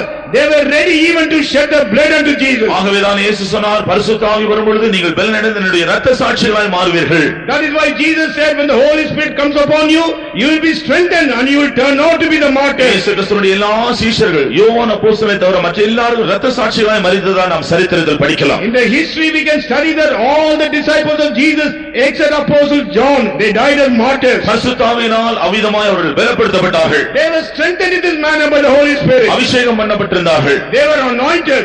நான்காவதாக Fourthly, இயேசு தம்முடைய சீஷர்களை அழைக்கும் பொழுது சொன்னார், யாதொரு என்னிடத்தில் வந்து தன் தகப்பன் தாய் மனைவி பிள்ளைகள் சகோதர சகோதரிகளை வெறுத்து விடாவிட்டால் என்னுடைய சீஷனாய் இருக்க மாட்டான். Jesus said, if any man come unto me, hate not his father, mother, wife, brother and sister and children, he cannot be my disciple. கர்த்தராகிய இயேசு கிறிஸ்துவை சேவிக்கும்படியான சீஷர்களாய் இருக்கும்படி மாம்ச பிரகாரமாக உலக பிரகாரமான எல்லா விதமான கட்டுகளிலிருந்து அவர்கள் விடுபட்டவர்கள். For people who want to serve Jesus, they should be delivered from all carnal affiliations and the worldly attachments. ஐந்தாவதாக அவர்கள் மாம்சத்தின்படி ஒருவரையும் அறியாதவர்கள். And fifthly, they know no man in flesh. அப்போஸ்தலனாகிய பவுல் சொல்கிறார், நான் ஆண்டவராகிய இயேசு கிறிஸ்துவை மாம்சத்தின்படி அறியேன். Apostle Paul says, I do not know Lord Jesus Christ in my flesh. ஏனென்றால் மாம்சத்தின்படியான அறிவுதான் பலவிதமான பட்சபாதங்களையும் வேறுபாடுகளையும் உண்டாக்குகிறது. Knowing a man in the flesh only brings about different types of partiality and divisions. கர்த்தருடைய ஊழியர்கள் பட்சபாதத்தையோ அல்லது பிரிவினையோ உண்டாக்க வேண்டியவர்கள் அல்ல, அவர்கள் எல்லாரோடும் சமமாய் நடந்து கொண்டு கட்டியெழுப்ப வேண்டியவர்கள். Servants of God should never be partial and they should not cause division and they should walk one with equal with everyone. ஆறாவதாக அவர்கள் விசுவாச ஜீவியம் செய்கிறவர்கள். Sixthly, they lived a life of faith. தங்களுடைய எல்லா அவசியங்களுக்காக கர்த்தரை சார்ந்து ஜீவிக்கிறவர்கள் ஒழிய மனுஷரை சார்ந்தோ பணத்தை சார்ந்தோ அவர்கள் ஜீவிக்கிறவர்கள் அல்ல. For all the necessities, they were only leaning upon God and living and not leaning on any man or any other thing. இந்த விசுவாச ஜீவியத்தை சொல்லிக் கொடுக்கும்படியாக தான் இயேசு தம்முடைய சீஷர்களை அனுப்பும் பொழுது வெறுங்கையாக அவர்களை அனுப்பினார். That is why in order to teach about this faith only, Jesus was sending his disciples, he sent them 2 by 2. கடைசியாக அவர்கள் பரிசுத்த ஜீவியம் செய்கிறவர்கள். Finally, they are living a holy life. ஏனென்றால் தேவனுக்காக ஒரு பரிசுத்த ஆலயத்தை உண்டாக்க வேண்டியவர்கள். Because they are supposed to bring a holy temple for God. அவர்கள் இந்த உலகத்தாலோ மனுஷனாலோ மாம்சத்தாலோ பாவத்தாலோ தீட்டுப்படாதபடி ஒரு பரிசுத்த ஜீவியம் செய்தால் மாத்திரம்தான் இந்த பரிசுத்த ஆலயத்தை அவர்களால் கட்டியெழுப்ப முடியும். Except to lead a holy life without being defiled by the flesh, by the world and by men or anything, then only they can build this holy temple of God. அப்படினால் பிரியமானவர்களே, அப்போஸ்தலர் தீர்க்கதரிசியுடைய அஸ்திபாரம் என்று சொல்வது அப்போஸ்தலருடைய ஊழியத்தையும் உபதேசத்தையும் ஒரு விதத்தில் காண்பிக்கிறது. Beloved people, when we say about the foundation of apostles and prophets, this talks about their ministry and their doctrine. இயேசு கிறிஸ்துவின் சீஷர்களுக்கு பின்பு இந்த சத்தியத்தை அறிந்து अनेक அப்போஸ்தலர்களை காலகாலங்களாக கர்த்தர் எழுப்பிக் கொண்டே இருக்கிறார். After the death of Lord Jesus Christ, Lord has been raising in the time to come many servants of God and கடைசி apostles. நாட்களிலும் கூட கர்த்தர் உண்மையில் அப்போஸ்தலர்களை எழுப்பி இருக்கிறார். In the last days, Lord is raising sincere apostles. அவருடைய ஊழியம் அவருடைய உபதேசம் தான் சபையினுடைய அஸ்திபாரமாக ஜனத்தை ஸ்திரப்படுத்துகிறது. Their ministry and their doctrine is seen as a foundation and establishing the people. அப்படினால் நீங்கள் இந்த உண்மையான ஆவிக்குரிய ஆலயத்தில் காணப்பட வேண்டும் என்றால் அப்போஸ்தலர் தீர்க்கதரிசிகளின் அஸ்திபாரத்தின் மேல் நீங்கள் வர வேண்டும். Therefore, if you are to be seen in the real spiritual temple of God, you must come on the foundations of apostles and prophets. கர்த்தருக்கு ஸ்தோத்திரம். Praise be to God. இந்த அப்போஸ்தலர் தீர்க்கதரிசிகள் மேல் தான் பரிசுத்த ஆலயமாக கட்டடம் எழுப்பப்படுகிறது. Only when through the foundation of apostles and prophets, this building is coming as a holy temple of God. அப்போஸ்தலர்கள் இப்படிப்பட்டதான சில விசேஷமான குணாதிசயங்களை உடையவர்கள். Apostles of God have certain special characters. தீர்க்கதரிசிகள் என்று சொல்கிறவர்களும் இதே அப்போஸ்தல பிரதிஷ்டை உடையவர்களாக இருக்கிறவர்கள். People are called as the prophets, they have the same consecration of an apostle. என்றாலும் அவர்களுக்காக வேறு சில விசேஷமான அனுபவம் உண்டு. And they have certain other special experiences. வேதத்தில் 3 விதமான தீர்க்கதரிசிகளை குறித்து நாம் படிக்கிறோம். In the Bible we read about 3 prophets. பழைய ஏற்பாடு தீர்க்கதரிசிகள், Old Testament prophets, ஆவியின் வரங்களை பெற்ற தீர்க்கதரிசனம் சொல்கிற தீர்க்கதரிசிகள், people are receiving the spirit, gift of the spirit and prophesying. மூன்றாவதாக அஸ்திபாரமாய் கருதப்படுகிற தீர்க்கதரிசிகள். And thirdly, the prophet was seen as a foundation. இந்த தீர்க்கதரிசிகள் என்று சொன்னால் அர்த்தம் என்ன? What is the meaning of these prophets? நாம் வெளிப்படுத்தின விசேஷம் 19ஆம் அதிகாரம் 10ஆம் வசனத்தை படிக்கிறோம். இயேசு கிறிஸ்துவை பற்றிய சாட்சி தீர்க்கதரிசனத்தின் ஆவியாய் இருக்கிறது. The testimony of Jesus is the spirit of prophecy. அப்படினால் இந்த தீர்க்கதரிசிகள் இயேசுவுக்கு சாட்சியாய் தங்களுடைய ஜீவியத்தை விளங்கச் செய்கிறவர்கள். These prophets are the testimony unto Jesus. They are revealing the life. இந்த அஸ்திவாரத்தின் மேல் நாம் கட்டப்பட்டால் மாத்திரம்தான் தேவனுடைய பரிசுத்த ஆலயமாய் நாம் கட்டியெழுப்பப்பட முடியும். Only when we are built upon the foundation, we could be built as a holy spiritual temple of God. பிரியமானவர்களே, ஏறக்குறைய 2000 வருஷங்களுக்கு முன்பாக இந்த வேலை ஆரம்பித்து இந்த வேலை முடிவடையக்கூடியதான ஒரு தருணத்தில் வந்திருக்கிறது. Beloved people of God, this work has started approximately 2000 years ago, and time has come, this work is coming to an ஆண்டவராகிய end. இயேசு கிறிஸ்துவின் ரகசிய வருகையோடு இந்த வேலை முடிவடைந்து விடும். With the secret coming of Lord Jesus Christ, this work will come to an end. ஆகவே வெகு துரிதமாக இந்த வேலை நடந்து கொண்டு வருகிறது. Therefore, this work is going on very fast. நம்ம எல்லாரையும் கர்த்தர் இந்த ஆவிக்குரிய ஆலயத்தில் கட்டியெழுப்பும்படியாக சித்தமா இருக்கிறபடியால் தான் இப்படிப்பட்ட ஒரு அருமையான ஸ்லாக்கியத்தை நமக்கு கர்த்தர் தந்திருக்கிறார். Because it is the will of God that He should build all of us in the spiritual temple of God. He has prepared a time like this. இந்த வேளையிலும் இந்த பரிசுத்த ஆலயமாய் கட்டியெழுப்பப்படும்படியாக ஒன்று கூட தேவன் நம்மை ஆசீர்வதித்து பலப்படுத்த விரும்புகிறார். During this time, once again, Lord likes to bless us and strengthen us, that we may be built as a holy habitation of God. மூலைக்கல்லாகிய இயேசு கிறிஸ்துவின் மேல், Upon the cornerstone Jesus, அப்போஸ்தலர் தீர்க்கதரிசிகளின் அஸ்திபாரத்தின் மேல், upon the foundations of the apostles and prophets, பரிசுத்த ஆலயமாக as a holy temple, பரிசுத்த ஆவியானவரால் கட்டியெழுப்பப்பட வேண்டும். it should be built by the Holy Spirit. கர்த்தர் அந்த வேலையை துரிதமாய் செய்து கொண்டிருக்கிறார். Lord is doing this work very fast. இந்த நாட்டில் இந்த அருமையான சத்தியத்தை கேட்ட நாம் யாவரும் அந்த ஆவிக்குரிய ஆலயத்தில் தேவனுடைய நித்தியமான வாசஸ்தலத்தில் காணப்படும்படியாய் கர்த்தர் விரும்புகிறார். In these days, everyone who has heard this truth, it is the desire of God. You should be seen in the holy spiritual temple of God or the eternal habitation. நாம் எல்லாரும் நம்முடைய கண்களை மூடுவோமா? Can we all close our eyes? நாம் இந்த கூட்டத்தின் முடிவு வேளையில் வந்திருக்கிறோம். We have come to the end of this meeting. ஆண்டவர் இந்த நாட்டில் நமக்கு சத்தியங்களை அறிந்து கொள்ளக்கூடிய ஸ்லாக்கியத்தை தந்தார். In this day, Lord gave us the privilege to understand the truth. இனி சத்தியங்களை ஏற்றுக்கொண்டு சத்தியத்துக்கு கீழ்ப்படிய வேண்டியது நம்முடைய வேலை. It is our duty to accept the truth and to obey unto this truth. ஒரு சிறிய கதையை சொல்லி நான் முடிக்க I விரும்புகிறேன். would like to tell you a small thing and finish it. ஒரு முறை ஒரு தகப்பன் தன்னுடைய 2 குமாரர்களை அழைத்துக் கொண்டு ஒரு நாள் வெளியே சென்றார். One day, one father taking his 2 sons, he went outside. அவர்கள் அந்த மழைக்காலம் இருந்தபடியால் அவர் வெளியே சென்ற பொழுது ஒரு சிறிய ஓடை அவர்கள் கடக்க வேண்டியிருந்தது. You know, because it was a rainy season, while they were going, they had to cross a small stormy path. கர்த்தருக்கு ஸ்தோத்திரம். Praise the Lord. ஒரு சிறிய ஒரு ஆறு, A small river flowing. அதன் மேல் ஒரு சிறிய பாலமும் இருந்தது. And there was a small bridge over it. மழைக்காலம் இருந்தபடியால் அந்த பாலத்தின் மேலும் வேகமாக தண்ணீர் ஓடிக்கொண்டிருந்தது. Because it was a rainy season, the water was overflowing the bridge. அந்த பாலத்தின் அருகில் வந்த தகப்பன் தன்னுடைய 2 பிள்ளைகளை பார்த்து, பிள்ளைகளே, மகன்களே, எப்படி இந்த பாலத்தை நாம் கடப்பது என்று கேட்டார்.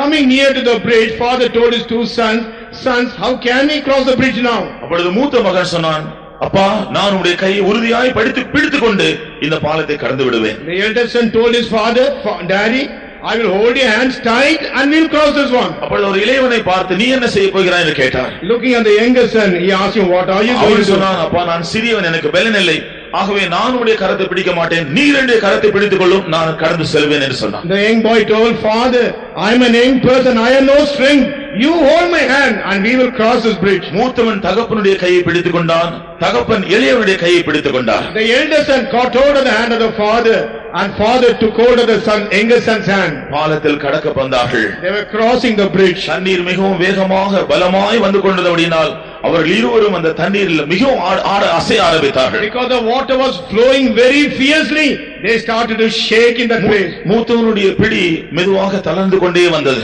The grip of the elder son slowly started loosening. மறுபடியும் இறுக பிடிக்க அவன் முயற்சி செய்தான். He tried. என்றாலும் தண்ணீரின் வேகத்தினால் அவன் பிடித்துக் கொள்ளக்கூடாதபடி கடைசியில் அவனுடைய பிடி தளர்ந்து தண்ணீரோடு அவன் அடித்து செல்லப்பட்டு விட்டான். Because of the fierceness of the flow of water, the grip of his hand left him and slowly he was washed away with that water. இளையவன் தண்ணீரில் நடக்கவே இல்லை. தண்ணீரினால் அவன் அசைந்து கொண்டிருந்தான்.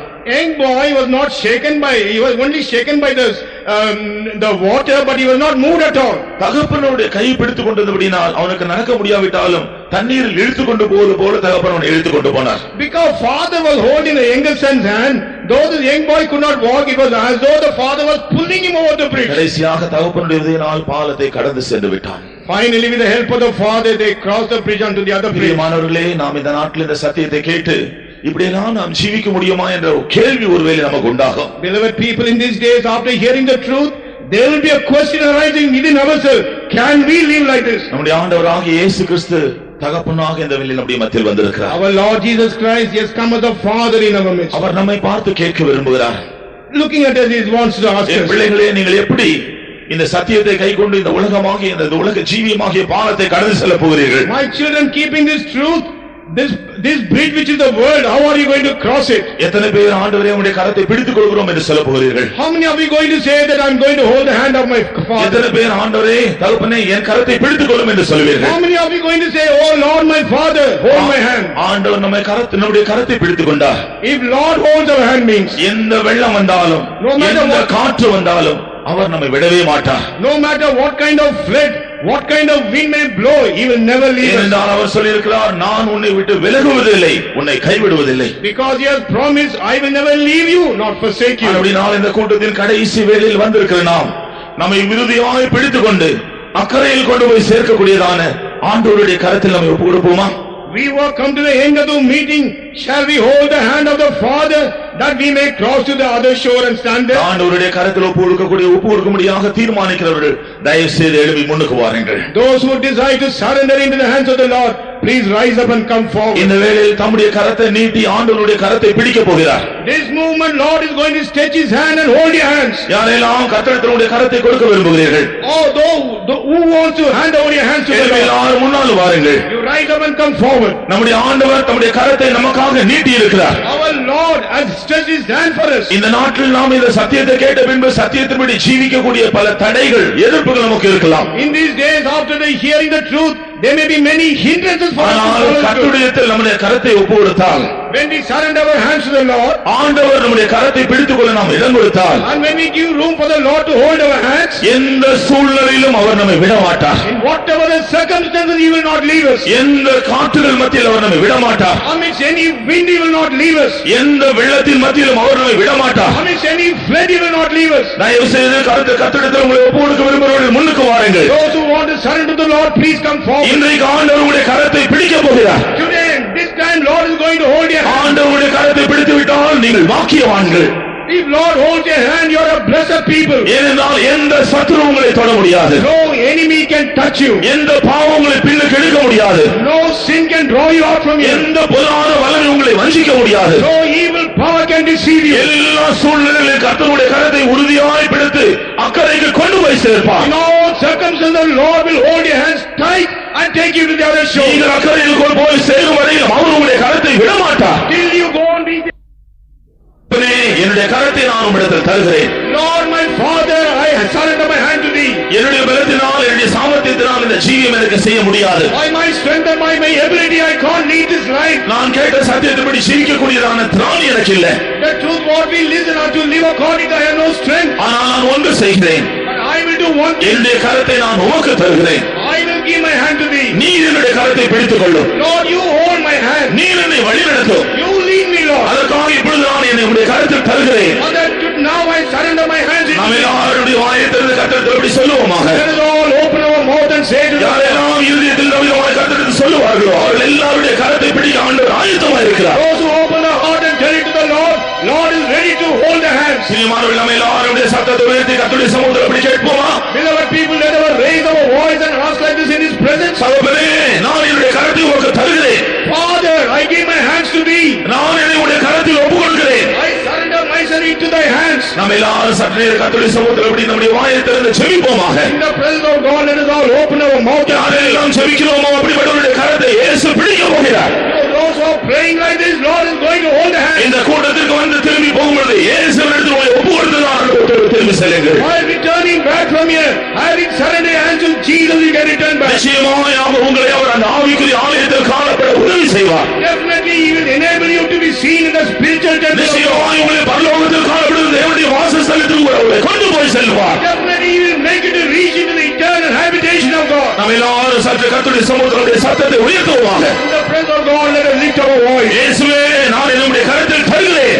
Jesus, I'm giving myself into thy hands. எல்லாரும் சொல்லுங்கள், இயேசுவே, நான் உம்முடைய கரத்தில் என்னை ஒப்புக்கொடுக்கிறேன். All of you say, Jesus, I surrender myself into thy hands. யாரெல்லாம் அப்படி சொல்கிறார்கள் அவருடைய கரங்களை எல்லாம் இயேசு பிடித்துக் கொண்டிருக்கிறார். Those who are telling like that, Jesus is holding the hands. இதுவே கர்த்தர் உங்களை பிடித்துக் கொண்டால் நீங்கள் பாக்கியவான்கள். This movement is the Lord is holding your hands. You are blessed. உங்களுடைய ஜீவியத்திலே பின்வாங்குகிற அனுபவம் வராது. There will never be any backsliding in your life. ஒருபோதும் உங்களுடைய பிரயாணம் பாதையில் நின்று விடாது. Your journey will not stop off the way. நிச்சயமாய் நீங்கள் சேகரமாய் அக்கறை போய் சேர்வீர்கள். Victoriously, definitely you will go reach the other shore. எல்லாரும் செபிப்போமாக. Let us all pray. ஆண்டவருடைய கரம் நம்மேல் வரும் பொழுது When the Lord hands are ஆண்டவருடைய கரம் நம்மை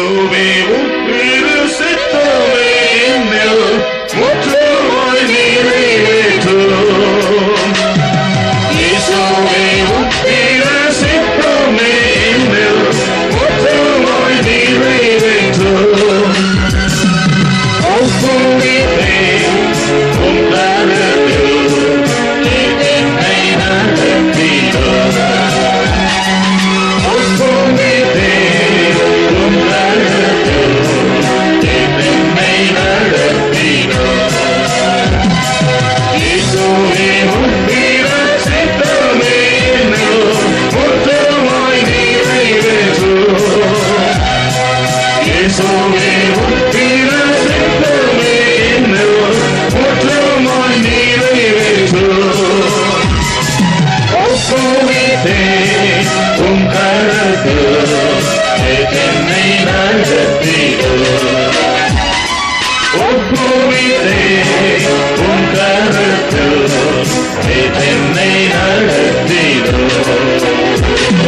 இயேசுவே உம் திரு சித்தமே என்னில் முற்றுமாய் நிறைவேற்றும். இயேசுவே உம் திரு சித்தமே என்னில் முற்றுமாய் நிறைவேற்றும். ஒப்புவித்தேன் உம் கரத்தில் என்னை நடத்திடும்.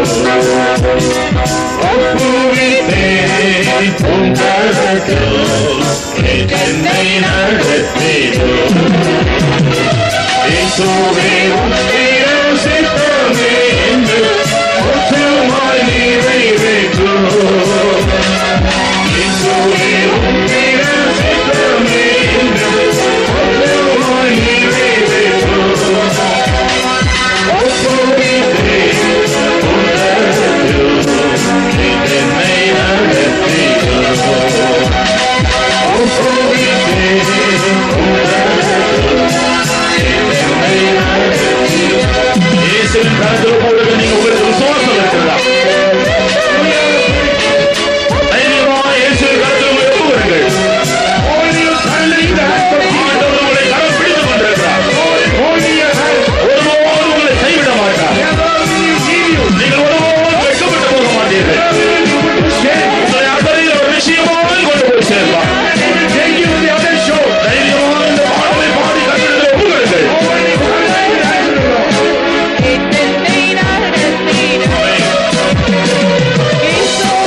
உம் திரு சித்தமே என்னில் முற்றுமாய் நிறைவேற்றும்.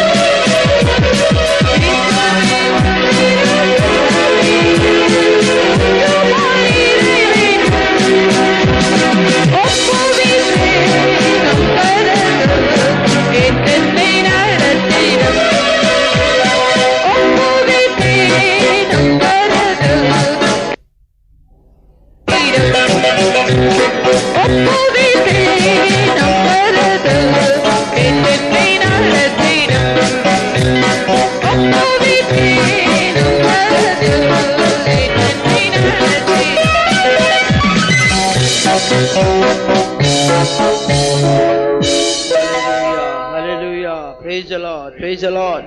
Praise the Lord. Rabakatura. Amen. Rabalakashara. Amen, Lord. Rabalakashara. Amen, Lord. Rabalakashara. Amen. Sotram. Praise ye.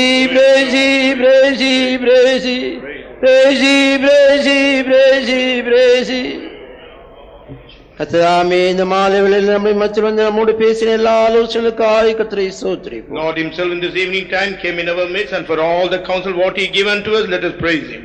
Praise the Lord. Praise the Lord. Praise the Lord. Praise the Lord. Praise the Lord. Praise the Lord. Praise the Lord. Praise the Lord. Praise the Lord. Praise the Lord. Praise the Lord. Praise the Lord. தேவனுடைய ஆலயம் வாசஸ்தலமாகும்படி கர்த்தர் நம்மை குறித்து சித்தம் கொண்டபடியால் நாம் அவரை ஸ்தோத்திரிப்போம். Because it is the will of God that we may be made as a holy temple or his habitation, for the let us praise him. Praise the Lord, praise the Lord, praise the Lord, praise the Lord, praise the Lord, praise the Lord, praise the Lord, praise the Lord, praise the Lord, praise the Lord, praise the Lord. ஆனபடியால் இந்த நாட்களில் இப்படிப்பட்ட ஆழமான மேன்மையான சத்தியங்களை கர்த்தர் நமக்கு வெளிப்படுத்தி தந்தபடியால் அவரை ஸ்தோத்திரிப்போம். In these days Lord has revealed unto us this excellent and great truth, for the let us praise God. Praise the Lord, praise the Lord, praise the Lord, praise ye, praise ye, praise ye, praise ye, praise ye, praise ye, praise ye, praise ye. Praise the Lord. பரிசுத்த அபிஷேகத்தினால் நம்மை அவர் தம்முடைய ஆலயமாய் மாற்றி இருக்கிறபடியால் அவரை ஸ்தோத்திரிப்போம். Through the anointing of the Holy Spirit he has made us as his temple, for the let us praise him. Praise the Lord, praise the Lord, praise the Lord. Praise the Lord, praise the Lord, praise the Lord, praise the Lord. Praise the Lord, praise the Lord, praise the Lord, praise the Lord. நம்முடைய இதயத்திலும் நம்முடைய மனதிலும் தம்முடைய பிரமாணங்களை எழுதியிருக்கிறபடியால் அவரை ஸ்தோத்திரிப்போம். Because he has written his laws in our mind and in our hearts, for the let us praise him. Praise the Lord, praise the Lord, praise the Lord. Praise the Lord, praise the Lord, praise the Lord, praise the Lord, praise the Lord, praise the Lord. தேவனுடைய ஆலயமாய் பரிசுத்த ஆவியினாலே தேவனுடைய வாசஸ்தலமாய் நம்மை கட்டி எழுப்பிக் கொண்டிருக்கிறபடியால் அவரை ஸ்தோத்திரிப்போம். Through the anointing of the Holy Spirit he is building up as a spiritual temple of God, for the let us praise him. Praise the Lord, praise the Lord, praise the Lord, praise the Lord, praise the Lord, praise the Lord, praise the Lord, praise the Lord, praise the Lord. தம்முடைய கிருபையினால் நம்மை வாசஸ்தலமாய் மாற்றிக் கொண்டிருக்கிறபடியால் அவரை ஸ்தோத்திரிப்போம். Through his grace is making us his habitation, for the let us praise God. Praise the Lord, praise the Lord, praise the Lord, praise the Lord, praise the Lord, praise the Lord, praise the Lord. கர்த்தருடைய இருதயமும் அவருடைய கண்களும் எப்போது நம்ம மேல் பதிக்கப்பட்டிருக்கிறபடியால் அவரை ஸ்தோத்திரிப்போம். The heart and the eyes of the Lord is always set upon us, for the let us praise him. Praise the Lord, praise the Lord, praise the Lord, praise the Lord, praise the Lord, praise the Lord, praise the Lord, praise the Lord, praise the Lord, praise the Lord, praise the Lord, praise the Lord, praise the Lord, praise the Lord, praise the Lord. தேவனுடைய வீடாய் நம்மை மாற்றி இருக்கிறபடியால் அவரை ஸ்தோத்திரிப்போம். He has made us as a house of God, for the let us praise him. Praise the Lord, praise the Lord, praise the Lord, praise the Lord, praise the Lord, praise the Lord, praise the Lord, praise the Lord, praise the Lord. பரிசுத்தவான்களை ஐக்கியத்துக்கு கொண்டு வந்து ஒரே தேவனுடைய நகரமாய் நம்மை மாற்றி இருக்கிறபடியால் அவரை ஸ்தோத்திரிப்போம். He has brought us into the fellowship of the saints of God and made us as fellow citizens with the saints, for the let us praise him. Praise the Lord, praise the Lord, praise the Lord, praise the Lord, praise the Lord, praise the Lord, praise the Lord, praise the Lord. அப்போஸ்தலத்திற்கு சொன்ன அஸ்திவாரத்தின் மேல் நம்மை கட்டி எழுப்பிக் கொண்டிருக்கிறபடியால் நாம் அவரை ஸ்தோத்திரிப்போம். Because he is building us upon the foundations of apostles and prophets, let us praise God for that. Praise the Lord, praise the Lord, praise the Lord, praise the Lord, praise the Lord, praise the Lord, praise the Lord. தேவனுடைய நித்திய வாசஸ்தலமாய் கட்டி எழுப்பப்பட்டு கர்த்தர் வரும்போது அவரோடு கூட எடுத்துக்கொள்ளப்பட உதவி செய்யும்படியாய் ஸ்தோத்திரிப்போம். Being built as the eternal habitation of God, when Lord Jesus Christ comes, we shall be caught up with him. God must help us, for the let us praise God. Praise the Lord, praise the Lord, praise the Lord, praise the Lord, praise the Lord, praise the Lord, praise the Lord, praise the Lord, praise the Lord. நம்முடைய சீக்கிரம் வரப்போறபடியால் அவரை ஸ்தோத்திரிப்போம். Because our Jesus is going to come soon, let us praise him. Praise the Lord, praise the Lord, praise the Lord, praise the Lord, praise the Lord, praise the Lord, praise the Lord, praise the Lord, praise the Lord, praise the Lord, praise the Lord. நம்முடைய ஆவி ஆத்தும சரீரத்தை கர்த்தருடைய கரத்தில் ஒப்படைத்து ஸ்தோத்திரிப்போம். Surrendering our body, soul and spirit into the hands of the Lord, let us praise him. Praise the Lord, praise the Lord, praise the Lord, praise the Lord, praise the Lord, praise the Lord, praise the Lord, praise the Lord. பிதா குமாரன் பரிசுத்த ஆவியானவரை ஸ்தோத்திரிப்போம். Let us praise God the Father, Son and the Holy Spirit. Praise the Lord. Praise ye, praise ye, praise ye, praise ye, praise ye, praise ye, praise ye, praise ye. So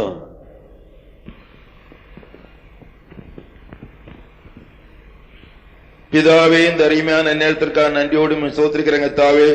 கடந்த நாட்களெல்லாம் எங்களை கண்மணி போல் பாதுகாத்திரி இந்த தேசத்திற்கு ஒரு ரட்சிப்பை கட்டளையிடும்படியாக சத்தியத்தை ஜனங்கள் அறிந்து கொண்டு விடுதலாக்கப்படத்தக்கதாகவும் அவருடைய மனக்கண்கள் பிரகாசமாக்க முடியாகவும் வானத்திலிருந்து இறங்கி வந்து கர்த்தாவே இந்த 3 நாட்களாக இந்த சத்தியங்களை பேச முடியாக மகனை பலப்படுத்தின கிருபைக்காக நன்றியோடு ஸ்தோத்திரிக்கிறேங்க தாவே. இந்த கடைசி நாட்களிலே இந்த சுவிசேஷத்தின் மேன்மையான அனுபவங்களை அறிந்து கொள்ளத்ததாக ஒவ்வொருத்தருடைய இருதயத்தின் தோற்றபடி நாள் நன்றியோடு ஸ்தோத்திரிக்கிறேங்க தாவே. பாவத்தின் சாபத்தின் விடுதலாக்கி மரண பயத்தின் விடுதலாக்கி கத்தால் வெளியேறப்பட்ட ரட்சிப்பை பற்றி வெளிப்படுத்த முடியாத கிருபை தந்ததுக்காக ஸ்தோத்திரிக்கிறங்க தாவி, எல்லா கட்டிலும் விடுதலாக்கின கிருபிக்காக ஸ்தோத்திரிக்கிறங்க தாவி, வந்ததான ஜனங்களுக்காக நன்றியோடு ஸ்தோத்திரிக்கிறங்க தாவி. இந்த 3 நாட்களும் ஆழமான உபதேசங்களை ஜனங்கள் அறிந்து கொடுத்ததாக கர்த்தர் கிரியை நடப்பித்ததுக்காக நன்றியோடு ஸ்தோத்திரிக்கிறங்க தாவி. இயேசுவே ஸ்தோத்திரம். இந்த சுட்டு விட்டாத்திருக்கிற மக்கள் அனைவரும் உம்முடைய ராஜ்யத்தை சுதந்திரத்துக் கொள்ளத்தக்கதாக மகிமையான ராஜ்யத்தை, அழியாத ராஜ்யத்தை, அசுவேலா ராஜ்யத்தை, நித்திய ராஜ்யத்தை சுதந்திரத்துக் கொள்ள முடியாக கர்த்தாவே நீர் அவர்களை வேறுபடுத்ததற்காக ஸ்தோத்திரிக்கிறங்க தாவி. தேவனுடைய வாசஸ்தலம் மனுஷருக்குள்ளே இருக்கிறது என்று வசனத்தினுடைய கர்த்தாவே கர்த்தாவே ஒவ்வொருவரையும் நீர் உம்முடைய ஆலயமாய் தேர்ந்தெடுத்ததற்காக நன்றியோடு ஸ்தோத்திரிக்கிறங்க தாவி. இந்த ஆலயம் கல்லறுகுழியாய் மாறாதபடிக்கு பரிசுத்த ஆலயமாய் கட்டியெழுப்பப்பட முடியாக அப்போஸ்தலர் தீர்க்கதரிசியோடு என்பவருடைய அஸ்திபாரத்தில் கட்டப்படுத்ததாக வெளியேறப்பட்ட சத்தியங்கள் மூலமாக தங்களை ஒப்படைத்து பரிசுத்தைக்கு சேர்த்ததாக கர்த்தாவே கிருபைக்கும் வேண்டிக்கிறங்க தாவி. ஒவ்வொரு வார்த்தையிலும் தெளிவாய் ஒவ்வொரு உள்ளத்திலும் பிரவேசித்தபடியால் ஸ்தோத்திரிக்கிறங்க தாவி. இயேசுவே 1 30 60 100 பலன் கொடுக்கும் வேண்டிக்கிறங்க தாவி. இந்த ராத்திரிலே கேட்ட உபதேசங்களை ஆண்டவரே விட்டுவிடாதபடிக்கு கடைபிடிக்கிறதாக வெளியேறப்பட்ட சத்தியத்தை கீழ்ப்படித்ததாக பரிசுத்தமான ஐக்கியத்தை கொண்டு வரப்படுத்ததாக சத்தியத்தை அறிந்து கொள்வதாக மனக்கலங்க திறக்க வேண்டிக்கிறங்க தாவி. இந்த ராத்திரிலே தரிசனத்தில் சொப்பனத்தில் வெளிப்படுத்த வேண்டிக்கிறங்க தாவி. பலவீனத்தோடு வியாதி உணர்ந்தார் மக்களை விடுதலாக்க முடியாது வேண்டிக்கிறங்க தாவி. விடுதலையின் சுவிசேஷத்தின் மூலமாக விடுதலை கொடுத்ததற்காக ஸ்தோத்திரிக்கிறங்க தாவி. மகிமையான சுவிசேஷத்தின் மூலமாக மகிமையான மக்களை மாற்ற முடியாக நீ தேர்ந்தெடுத்தபடி நான் நன்றியோடு ஸ்தோத்திரிக்கிறங்க தாவி. இயேசுவே ஸ்தோத்திரம். ஆண்டவரே இந்த 3 நாள் கூட்டங்களையும் மகிமையான நடத்தின கிருபைக்காக ஸ்தோத்திரம். போக்கள் வரத்தினம் பிரயாணங்களும் தம்முடைய பிள்ளைகளோடு இருந்தபடி நான் ஸ்தோத்திரிக்கிறங்க தாவி. இயற்கையால் அனுகூலமாய் தந்த கிருபைக்காக ஸ்தோத்திரிக்கிறங்க தாவி. மேகஸ்தம்பத்திலே நீர் இறங்கி கிரியை நடப்பித்ததற்காக நன்றியோடு ஸ்தோத்திரிக்கிறங்க தாவி. மகத்துவமுள்ள தேவன் தாமே ஒவ்வொரு ஆளுகை செய்தபடி நான் ஸ்தோத்திரிக்கிறங்க தாவி. பரிசுத்த ஆவியானவரே ஒவ்வொரு ஆலயமாய் மாற்றுவேன் மாண்டே மனம் திரும்பி ஞானஸ்நானம் எடுத்து பரிசுத்தாவின் அபிஷேகத்தை பெற்று பரிசுத்தமாக்கப்பட்டு பரிசுத்த ஆலயமாய் கட்டி எழுப்பப்படுத்ததாக மகிமையான வாசஸ்தலமாய் நித்திய வாசஸ்தலமாய் மாறுமையாக நீ தேர்ந்தெடுத்தபடி நான் ஸ்தோத்திரிக்கிறங்க தாவி. திட்டவட்டமாய் பேசினீரே நன்றியோடு ஸ்தோத்திரம். எல்லாவற்றையும் கடத்தப்படுகிறோம். சகல துதிகளை நமக்கு விமர்க்க சென்று கொண்டு இயேசு கிறிஸ்து நாமத்தில் வேண்டிக் கொள்ளும் நல்ல பிதாவே.